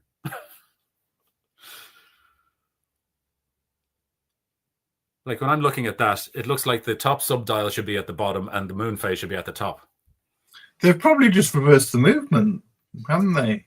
Yeah. Probably, but it just looks upside down to me. Yeah, fair enough. I didn't know that one existed, to be honest with you. What about when we get into things like No, I don't like that one. That looks like the same sort of watch, but just the other way around. I don't without like the moon phase. Yeah, I just don't like it. It's a bit boring to me. What about these celestials? Is these celestials? No, I'm not keen on that either. We'll ignore the rainbow ones. The pilot ones are a bit silly as well. I don't like them. Yeah, the world time. I don't like world timers in general. Really? The one beside it, I like the wavy dial, the gauche dial, but I don't like that it's a chime. I hate chiming watches. I love this one. I love minute repeaters. They're my favorite complication. No. Russell's got one of these. Russell 996. I don't like noise. Really? Yeah, I'm a demon. Like I don't like quartz watches that tick. I like a quartz watch that doesn't tick. So I've got like G-Shocks and stuff like that because they don't tick. So yeah, I don't like that ticking noise. It gives me a sense of impending doom. What about, so you wouldn't like a super sonnery like this one? Nope. Oh, blimey, you really have got refined taste. Listen, it's refined or cockeyed. I don't care what you want to call it. I like what I like and I don't like what I don't like. And people can explain it to me till they're blue in their face, but if it doesn't speak to me, it doesn't speak to me. That's fine. Blimey. Wow. The 5326G, Thomas. Which one's that, Mark? Second one on the, or yeah, that up. Oh, on the tan strap. that one. Yep. You like that one? Okay. Yeah, that's not bad. Yeah. It's got a nice texture on the dial. It's got nice symmetry. It's got nice movement. Texture, symmetry, just a beautiful watch. The case side is amazing. Date window in the correct position. All those kind of things. Yeah. They designed it well there. No crown guard. No crown guard. Don't need it. But it's probably only, what, 20 meters water resistant or something silly. That's a nice watch, isn't it? Yeah. It's just a very beautiful watch. Mm-hmm. And the turned kind of finish on the sides is nice as well. Yeah.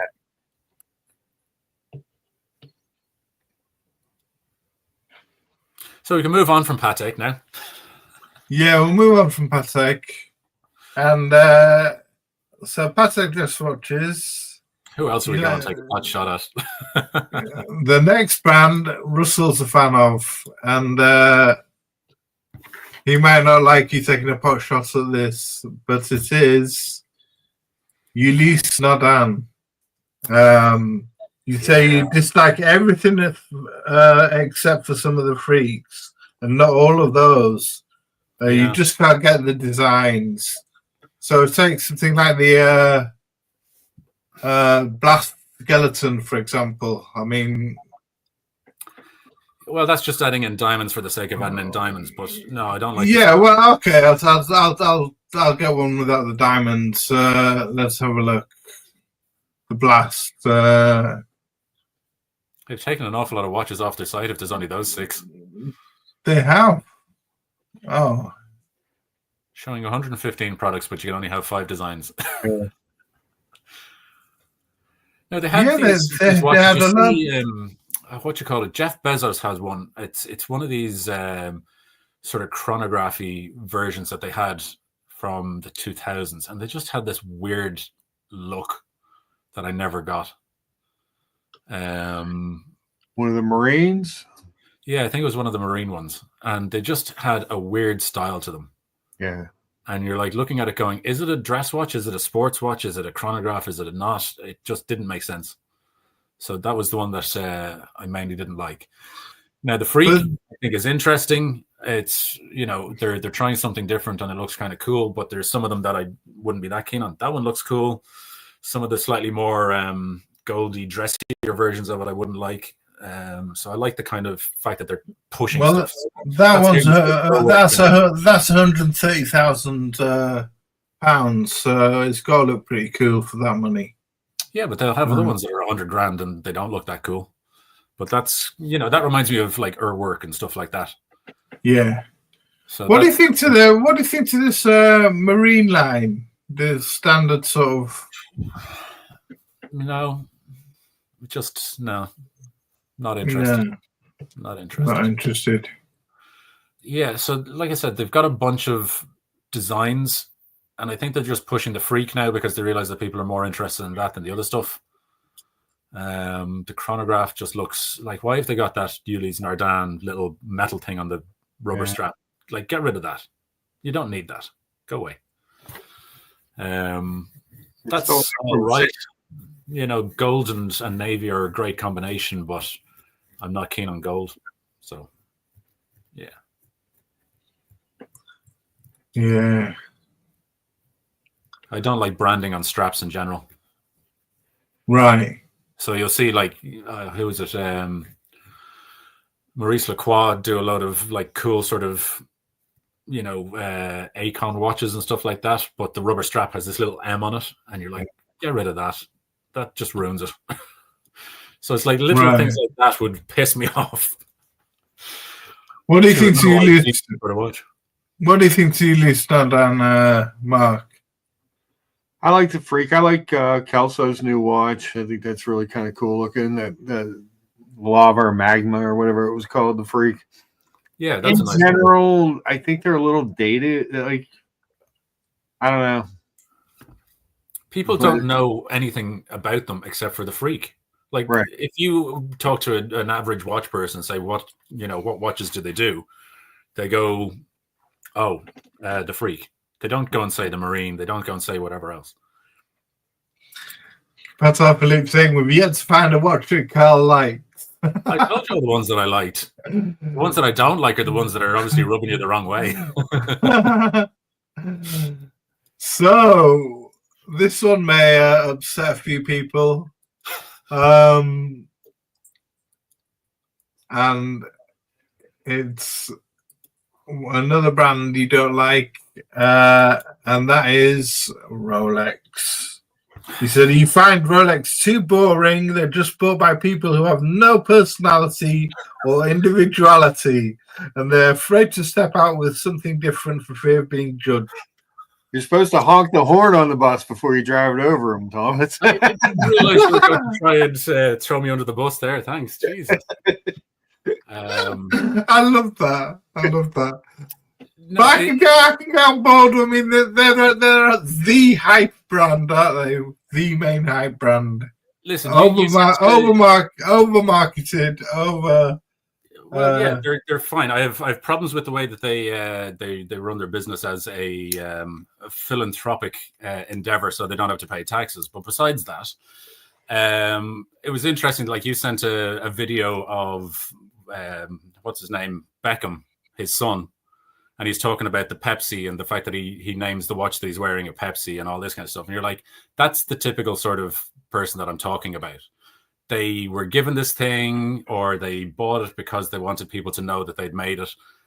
And the only reason that they do that is because it's such a well-known brand. But it has nothing of interest for me.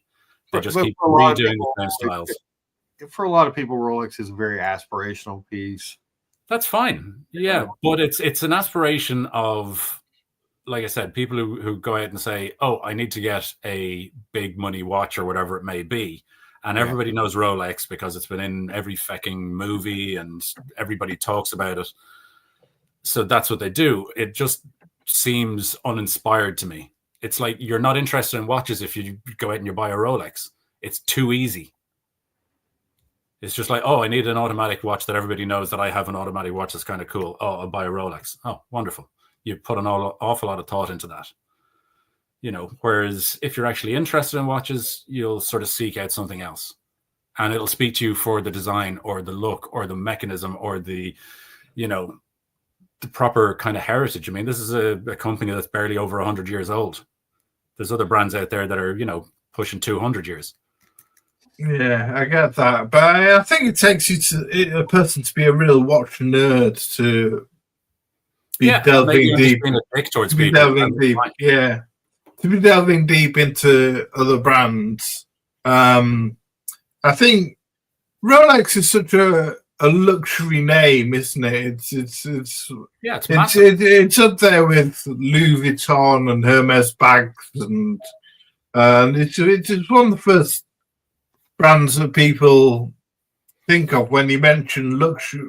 If you mention luxury watch to your average Joe, they're going to say Rolex because they know it.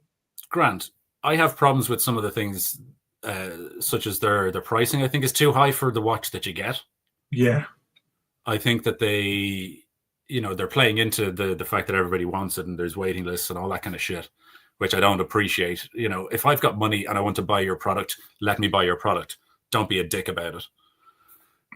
My money is just as valid as anybody else's. So that kind of idea and way of running a company, I think, is bad. That will be considered, you know, not having your, not running your company properly because you haven't got production lines set up properly. You know, you can't meet demand. That's bad. But that's just, you know, like I said, a personal opinion. The other thing is that they had some really interesting, you know, complications years ago that they just avoid completely. You used to be able to get a perpetual calendar Rolex at one point. You can't absolutely. Yeah. So they just keep churning out another Submariner, another Datejust, another fucking, you know, Daytona or whatever else. And you're like, well, okay, wonderful. So what? Yeah. People get excited because the bezel changes. I mean, that is just boring as hell. Yeah, absolutely. Oh, wow, it's now black and gray. Wonderful. It's different from fucking whatever. It just doesn't excite me. And, you know, there's a queue. I was over at Watches and Wonders. There's a queue at the door trying to go onto their stand to have a look at something that is identical to the watch that they've already got, but it's got a different shade bezel. Fuck off. Yeah. I have no interest in you. I have no interest. I would be more interested, like I said, if they had, you know, done something interesting. In fact, the most interesting thing they did was they had a zenith movement in their bloody Daytona. That was interesting. Yeah, I mean, Daytona's another one. I mean, you said it's also mad how people spend 20k plus on a Daytona or day. Well, yeah, you can get when there's stuff like Gronfeld on the market. And you can't see the movement. It's actually a very small chronograph and quite dainty, so it's probably a bit too girly for me. Like, it looks fantastic on a woman. Yeah, a Daytona, beautiful woman's watch. So there you go. I'm throwing more fucking bombs and stuff in there. I say that all the time. Yeah. So yeah, it's like if you see like, I don't know, Jennifer Aniston wearing one of them, you go, oh, beautiful woman, beautiful watch. If you see a man wearing it, it's like, okay. It's different. Yeah. The only caveat I'll give is if you won it from racing Le Mans, then I'll give you, you know, kudos, or you've won it winning the Daytona 500. That kind of stuff. Yeah. Fine. Yeah. That's wearing a trophy. That's fine. Absolutely. Yeah.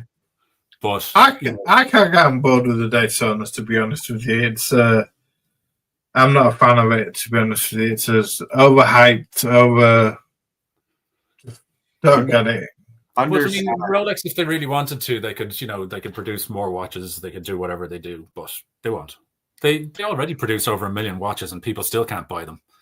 I mean, it's just daft. Sorry, Mark, you were saying? I was just saying it's just really undersized. I think every time I mean, my wrists aren't huge. 7.5-inch wrists. It's not huge, but it's when I put on a Daytona, it just really disappears. But when I see it on Ellen DeGeneres or Britt Pierce, it looks like it belongs. Yeah, it's just, like I said, it's a beautiful woman's watch. Because it's slim, because it's 40 millimeters, looks great. But for me, I will put a caveat in. Do you know who does really nice Rolex Daytonas? Is Artisan de Genève. Oh, yeah. They do the customized one. Yeah. And they start making, ceramic and weird fucking versions of it. But the basic stuff I don't like.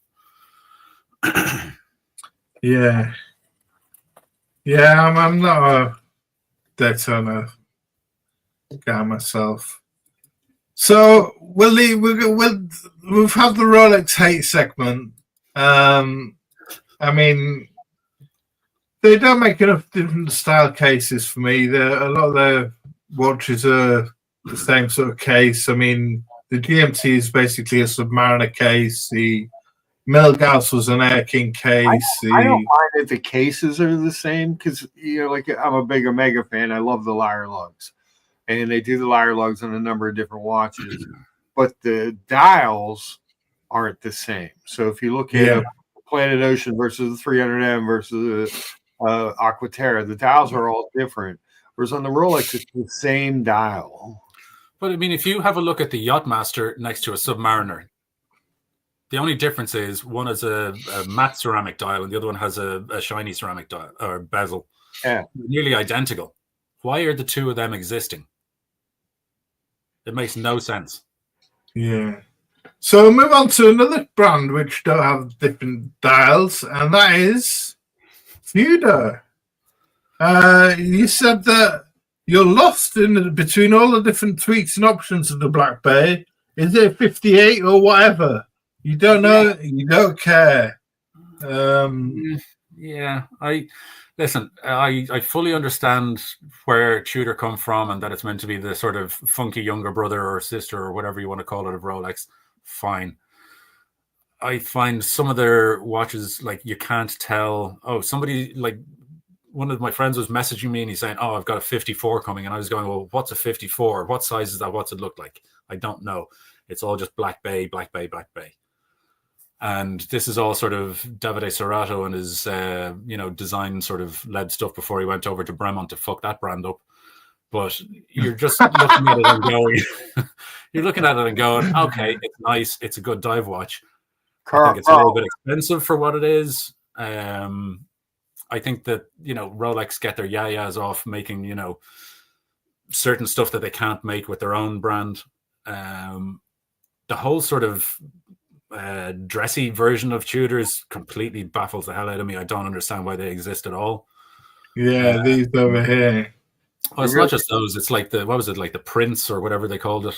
They have a horrible fluted bezel. And the Royale, the Tudor Royale. Yeah. So there's an awful lot of that I just don't get. So as a result, they just seem to be churning out the same dive watch repeatedly in a different case size, different size, different color and so on. And it's repeating the same thing too much for me. And then they call it a 57, a 58, a 54, a 52. And I'm just like, I don't care. It's nice. It's fine. It does a wonderful job. Loads of people say it's a value for money, but every time I try one on, I just come away from it feeling meh. Yeah, true. But I mean, in saying that, I'd love a pink Tudor chronograph. That'd be nice. Oh, don't say that, Karl. No, please. No, I'll fully lean into that one. No, and that new turquoise one they released. No. Yeah. The only thing is, it's a bit that particular chronograph is a bit too slab ended and bulky. They actually released a one of the chronographs for the Tour Giro d'Italia cyclists, and it's got a nicer profile to it. Yeah, it's got a nicer profile to it. So if they made that in steel and put the pink dial on it, it'll be a better version. But they don't do that for some reason. So we've had a blast at Rolex, we've had a blast at Tudor. Let's have a blast at something else. Had a blast at Patek. We've had a blast at Vacheron. Who's the last one on the list? Oh, we got a couple more. Next up, Grand Seiko. You say the brand needs a makeover. The logo's baffling for a Japanese company. They need to look towards Toyota. Nobody would buy a luxury Toyota, so they created Lexus. Seiko need to do the same and also figure out where King Seiko and Credo fit in. So, Grand Seiko. Here's off with Grand Seiko, Karl. Nobody buys a Grand Toyota. Nobody buys, exactly. Nobody buys a Grand Toyota. And it's almost like they don't have enough confidence in their own company to name it something besides Seiko. So they had to figure out a way of adding Seiko in there. And it just doesn't work for me. The Gothic logo is bizarre. Why is a Japanese company using medieval English typeface? Makes no sense. What they need to do, like I said, is to consolidate the brand and have a clear sort of idea between Seiko watches, where they want their Grand Seiko to be, and then their Credo with their fancy stuff and their lacquered dials and all that kind of stuff. So they did it with Credo. They made a name that nobody knows about. And then they get Grand Seiko, and you're just like, okay, well, you're sitting there as Grand Seiko. People are looking at it and going, well, it's just a Seiko. Right. You know, so it's sort of bringing the brand down to a degree. Whereas, like I said, if Toyota were trying to sell luxury cars to America, they created Lexus. Luxury, export, US. That's how it's made up, the name. Because they knew that they wouldn't be able to sell a Toyota for, 150 grand or whatever it is. So they need to do something similar. And I mean, I'm totally on board with the dials, the birch dials, the cherry blossom dials and all the rest of it. I think they look fantastic. I'm not too keen on the quartzy kind of stuff that they do. I prefer their mechanical stuff. They've created spring drive. It's meant to be very accurate and all the rest of it. Some of the divey watches I don't think work. I think the bezel's too thick, so it just looks too big in the symmetry for the whole lot. Like that just looks like it's been mashed together a little bit. So that doesn't appeal to me. That's them trying to be Rolex and fucking it up. Yeah. So yeah, I just don't get it. Like if change the branding, change the name, and remarket it, get rid of the dive. How would you like them to change the branding? What would you like them to do? Come up with a different name. Just come up with a different name. Altogether, a different name altogether. Yeah. Different name altogether, and just go, this is our premium brand. Like they did with Credo. Yeah, well, like they've got King Seiko. Where the hell is King Seiko in all this? What is that? I don't know what it is. Right. Is it a premium version of a Seiko? Is it a lower version of a Grand Seiko? Is it above Grand Seiko? I don't know. Nobody has sat down and explained it to me, and if I ever get caught in that kind of meeting, I'm going to walk out of it. But they need it. To me, it seems like there's 3 or 4 different companies instead of one company designing the whole lot altogether. So yeah, I mean, it's just tough to say. Grand Seiko cleans up though. They sell a lot of watches and have unlimited money from the Seiko brand. Yeah, I mean, it's a nice watch in many cases, but it just looks like they need a refresh or a rebrand. Somebody needs to take a step back, look at the whole company or several companies or whatever it is as a whole, and go, there's Seiko, they're in the 200 to 1,000 quid mark, and then after that we get into King Seiko, they're 1,000 to 3,000, and then after that we've got Grand Seiko and so on. But what we're going to do is name them A, B, C, and D, and it's an overall company of Seiko. Yeah, so that's what they kind of need to do. And Hans pointing out that the bracelets let them down with no micro adjust. They're meant to be introducing micro adjust this year, apparently, but Yeah. the bracelets don't do anything for me. They look like they're trying to copy the Speedmaster kind of bracelet, and it doesn't look great.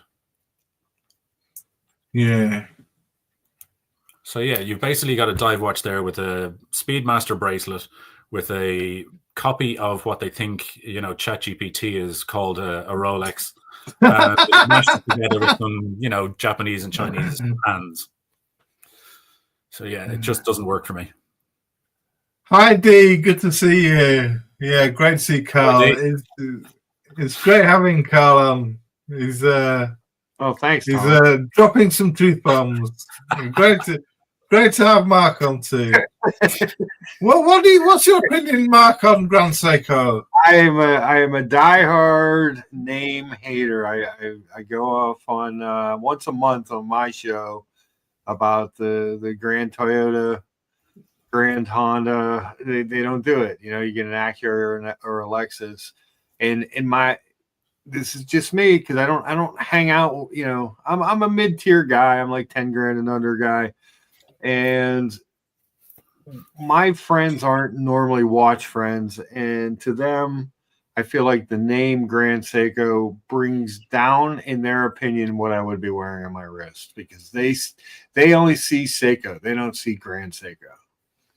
That's the problem, and like I said, it's the Japanese company is trying to trade on the fact that Seiko is so well known, so they wanted to keep that in their brand, but that's also going against them because people only think of Seiko when they look at the watch. These Seiko are great watches. I love Seikos. I've got a lot of Seikos, and I've owned a lot over the years. But if I want a luxury Seiko, Grand Seiko the name is just counterintuitive. Exactly. So we'll go from Grand Seiko. We need Davide Serrato to go over there and sort them out. Well, the mess he's made at Bremont, I don't know about that. I mean, oh dear me. So we go from Grand Seiko. We go from Grand Seiko to their baby brothers and normal Seiko, and you weren't too much of a fan of them. You said Seiko generally have some horrible, in your opinion, designs that look cheap regardless of craftsmanship and movements. Other brands use their movements and make prettier watches, so that's where your money would go. Yeah, I mean, okay, to give you an example, they brought out a GMT, the Sports 5 series or whatever it's called, and everybody went mad for that. They had the orange, dial and all the rest of it. But that movement has been put in to micro brands that have made prettier looking watches, in my opinion. Is that the GMC, the Prospex one? No, I don't think it's the Prospex. I think it's the Sports 5 version, which is another thing. You get all these different sort of sub versions of Seiko, and you're like, well, okay, which one is which? Or the 5 Sports, yeah.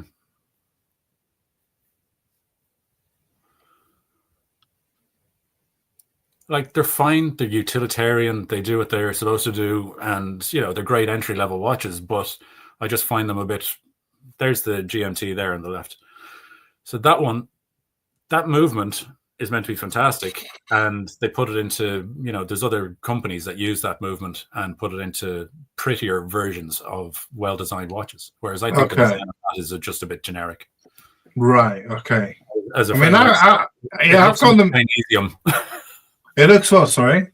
A bit Chinesium, as a friend of mine says. Right, okay. I've got the Mission Orange version. I mean, I presume you're talking about micro brands using it. And, yeah, micro brands. So a micro brand of a similar kind of price range, the 500 euros mark or whatever else, they come out and they just have slightly nicer designed hands. They got a nicer designed dial. They have a nicer designed bezel, and they use their movement. And I just think that they do it a little bit nicer. Yeah. But this is also the thing of I think it's a problem across design in general. So you get an awful lot of Japanese style things, and then you try and compare it to European type things, and they don't marry up as well. So, you know, you can have a look at your Ferraris and Lamborghinis and all the rest of it. And then when, you know, somebody in Japan tries to do something, it just looks like they put it through a filter somewhere and didn't quite hit the nail on the head. And I think that's a similar thing. I mean, Seiko have the probably as big a fan base as Rolex. Oh, yeah, completely. The Seiko fanboys is, you know, fanatical as the Rolex fanboys. Yeah, and there's people that know all the codes inside out, and they can name every single, you know, version and dive watch, and there's the Willards and all that kind of stuff. All those fucking numbers just go straight through my brain and don't come out the other side. And, you know, there's a huge amount of fans that are fanatical about it. And it's great because it's one of those entry level watches where you can get something that's a name that everybody knows, and like the Willard or whatever else, where you're there going, oh, well, that's attached to, you know, this, and you feel like you're part of a community then. And it's great for all of that. But I just don't like the designs. And that's... Yeah, I mean, Abdul's saying that Seiko's upping their prices without upping their quality. Basically, cash grab their fans. I don't think it's cash grabbing. I think it's a case of manufacturing has gone up an awful lot, and they have to try and counteract it a bit. So I don't think it's just a case of, oh, there's a huge amount of market. Our watches are costing the same amount. Let's just add on an extra 20%. I don't think it's that. I think that they have to absorb a certain amount of industry-wide sort of manufacturing costs, and they can only absorb so much of it.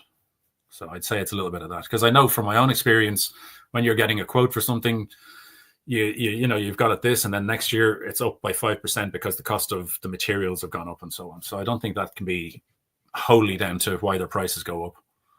So they're still making the same product at the same sort of level and all the rest of it, but the cost of the materials has gone up. So as a result, the price has to go up, you know.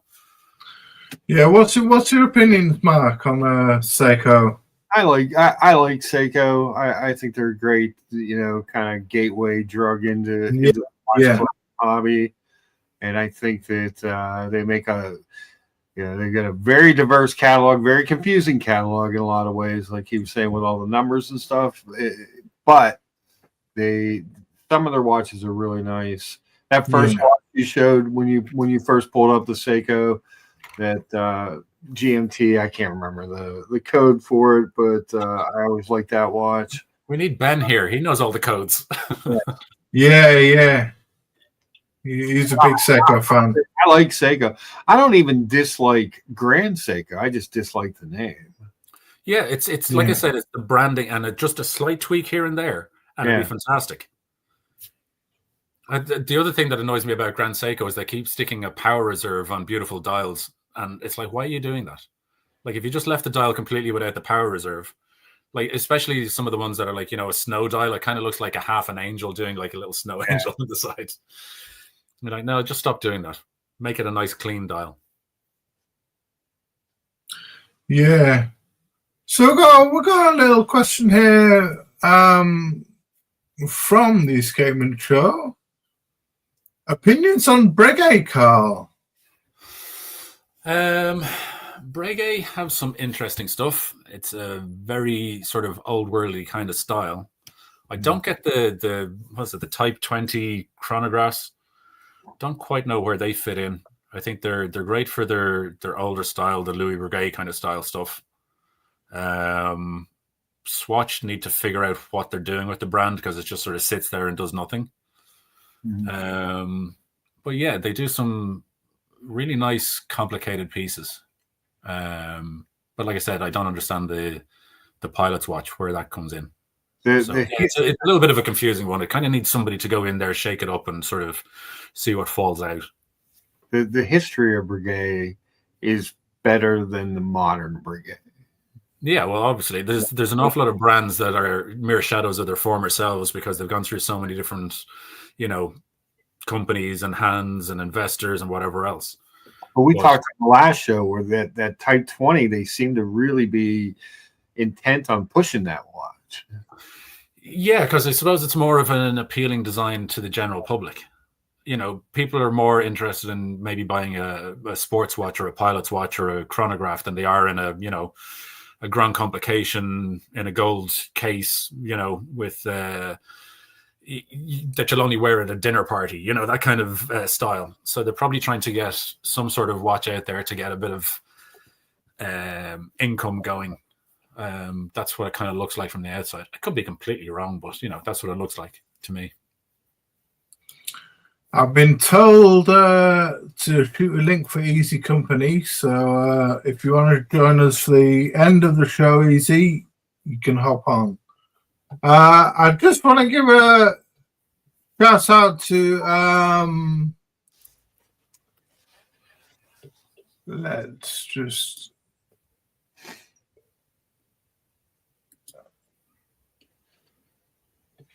do that. JCB's latest JCB's channel. JCB joined us earlier on. Excuse me while I just type.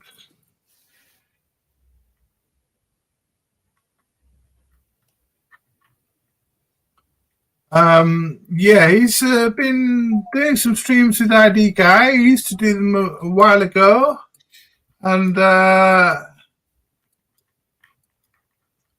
he's started doing some streams again. He's doing them alternate Saturdays to alternate Sundays.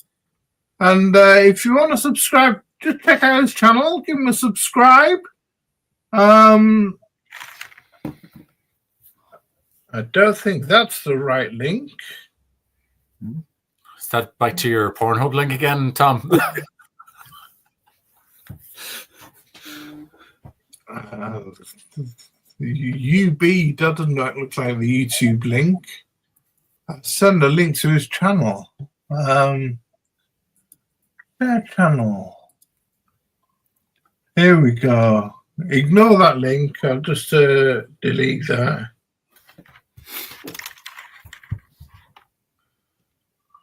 Here's the link. Yeah, he's been doing some streams with ID Guy, and they're good fun streams. Good watch talk, and yeah, you can catch them around the same time as we do the streams. Yeah. If I get my cursor. I think Jamie put it in.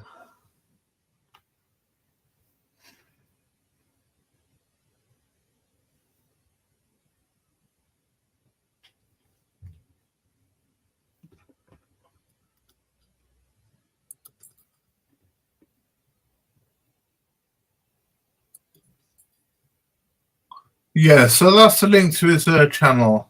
So check it out and subscribe to his channel and check out the shows, and yeah, some good content. And so we've had your opinions on Breguet. Just any more questions for Karl from the audience? Have we got any more questions? Karl, you said you're rolling out the robots. Do you have like a time frame that you're looking at to get the product to market? For which? Sorry, Mark. For the robots.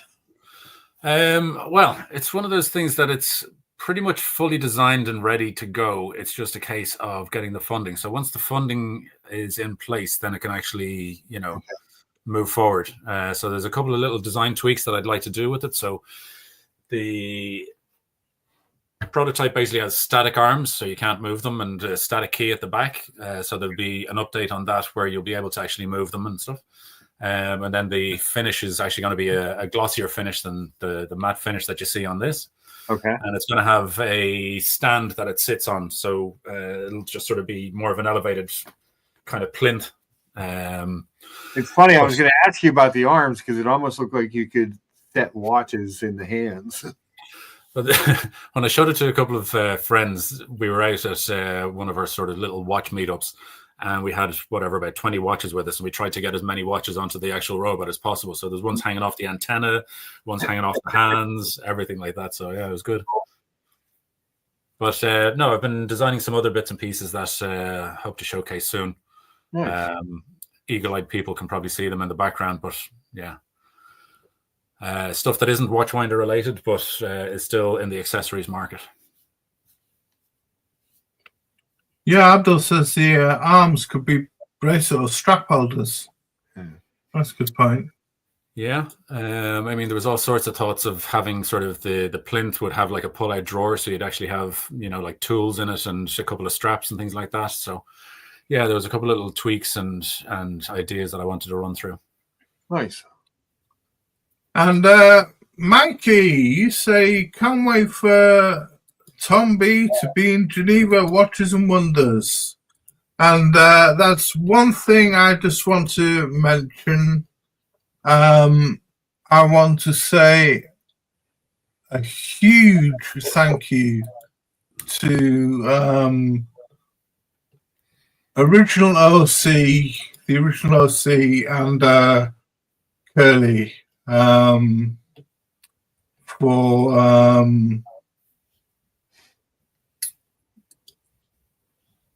what am I doing here? For arranging this amazing fundraiser for me. Yeah, I was overwhelmed. It's not my style to ask for fundraisers, but yeah, they Curly in the franchise club, the Kush Club. He organized this amazing fundraiser on his channel. They raised an amazing amount of money, and yeah, I can't thank them enough. And so I'm going to Watches and Wonders, and I'll see you there, Karl, I presume. Yeah, and judging by that, you'll be paying for the dinner and the drinks as well. Yeah.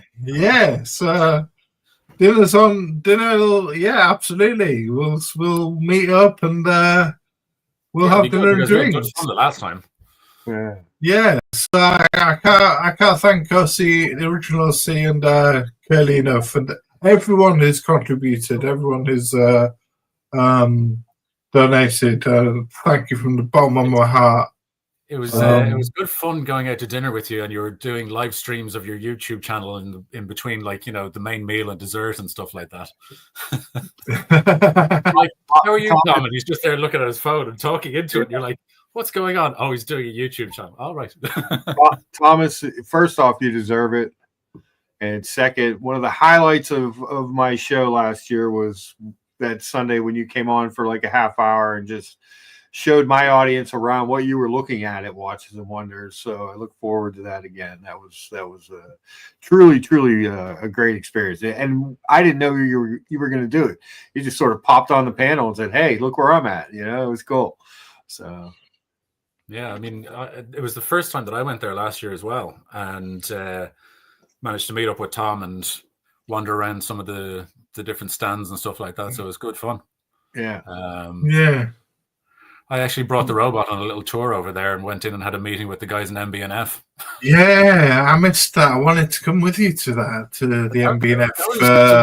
Stuff. I mean, Jesus, we went in there for what I thought was going to be a 15-minute meeting, and an hour and a half later, we were still there, and we were talking to some of the designers and everything. I mean, it was just a fantastic place. The Mad Gallery, yeah. I'm going to hopefully visit that this time around. Hopefully go there. There's a couple of us going over again, and we were thinking that instead of doing 2 days of Watches and Wonders, we were going to do 1 day of Watches and Wonders and 1 day of some of the micro brands and some of the stuff that's outside of Watches and Wonders.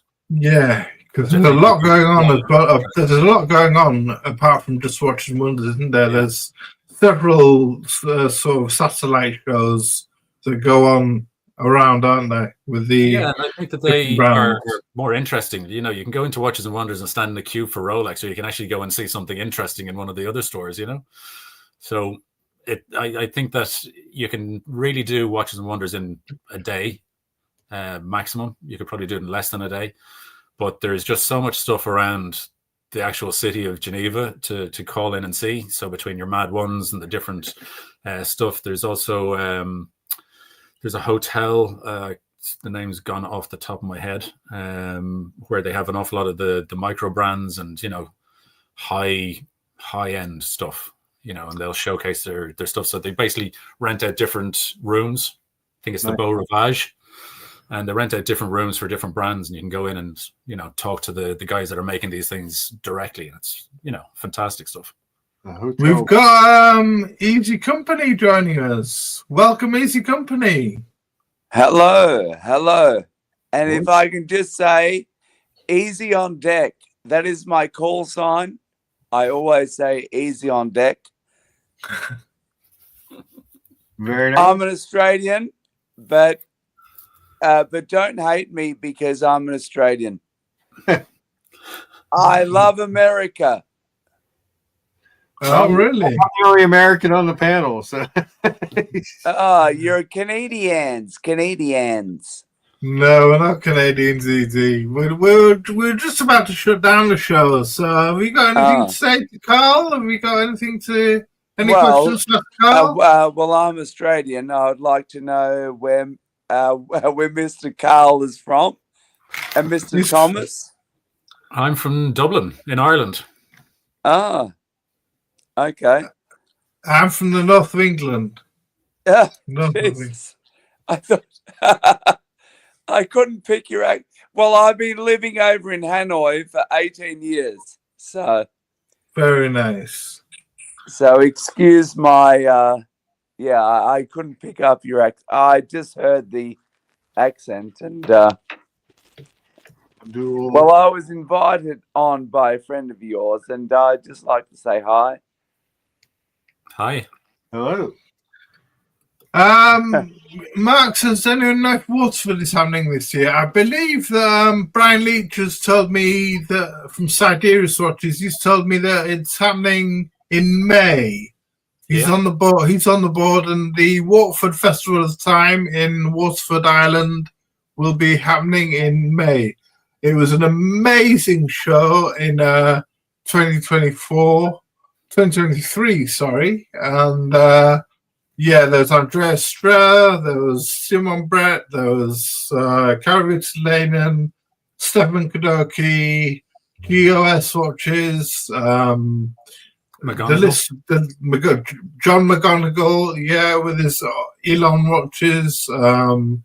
The list went on. It was just amazing. Cyril Brivednodo, Rune Backendorf. It was just mind-blowing. So that, for me, was on a par with Watches and Wonders.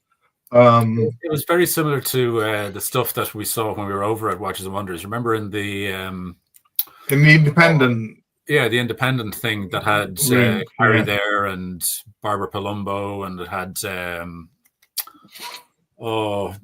Ferdinand Bertu, and there was a ton of them. And Philip Dufour was there, and the AHCI show. If I can ask a question, go for it. Now, there were many years ago in Melbourne, because I'm from Melbourne, and I knew a Scottish bloke. Now, are any of you blokes as Scottish or no? Oh, you're all from Ireland, are you? No. We just one. said I'm from England, Karl's from Ireland, and Mark's from America. See, I knew there was a Yankee involved.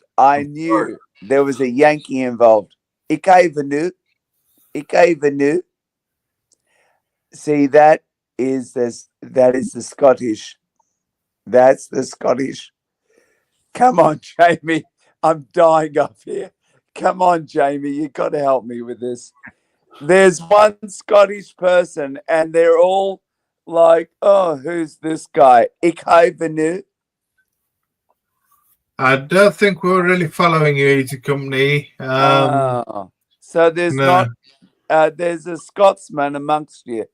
No, there isn't. There's no Scottish people. There's one Yankee, and I thought because the Yankee was talking, and I thought you were all sort of Yankees, but I'm sorry. Okay, easy. We're just going to let you go, and This is going down like a lead balloon. Yeah, we'll let you go, and we'll just finish off the show. Okay, guys. It's been a pleasure. Okay, take care, buddy. Yeah, so easy company. You need a bouncer at the door before you let people in. Yeah. Okay, that's it, guys. If you enjoyed what we did, please give us a thumbs up and subscribe if you're not subscribed. I'll just drop the link to Karl's website once more. Thank you very much. And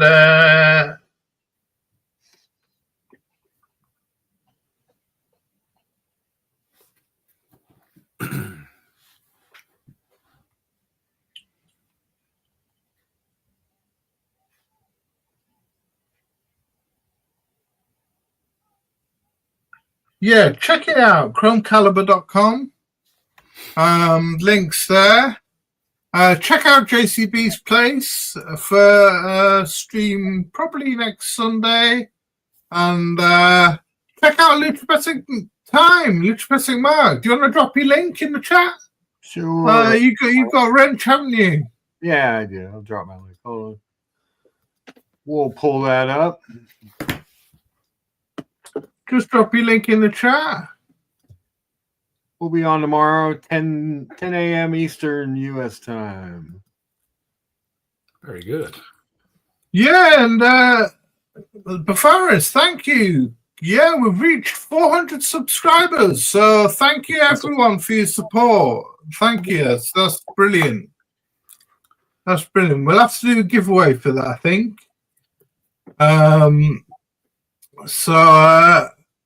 Yeah, all I can say is thank you to Lutrabetic Time, Lutrabetic Mark, Mr.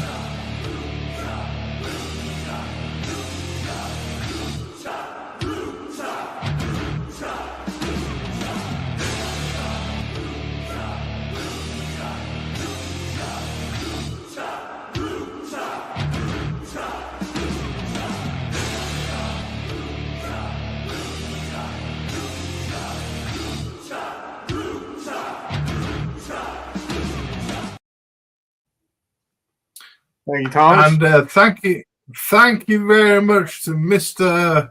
Chrome Caliber himself, the retrobot himself, Karl Brown.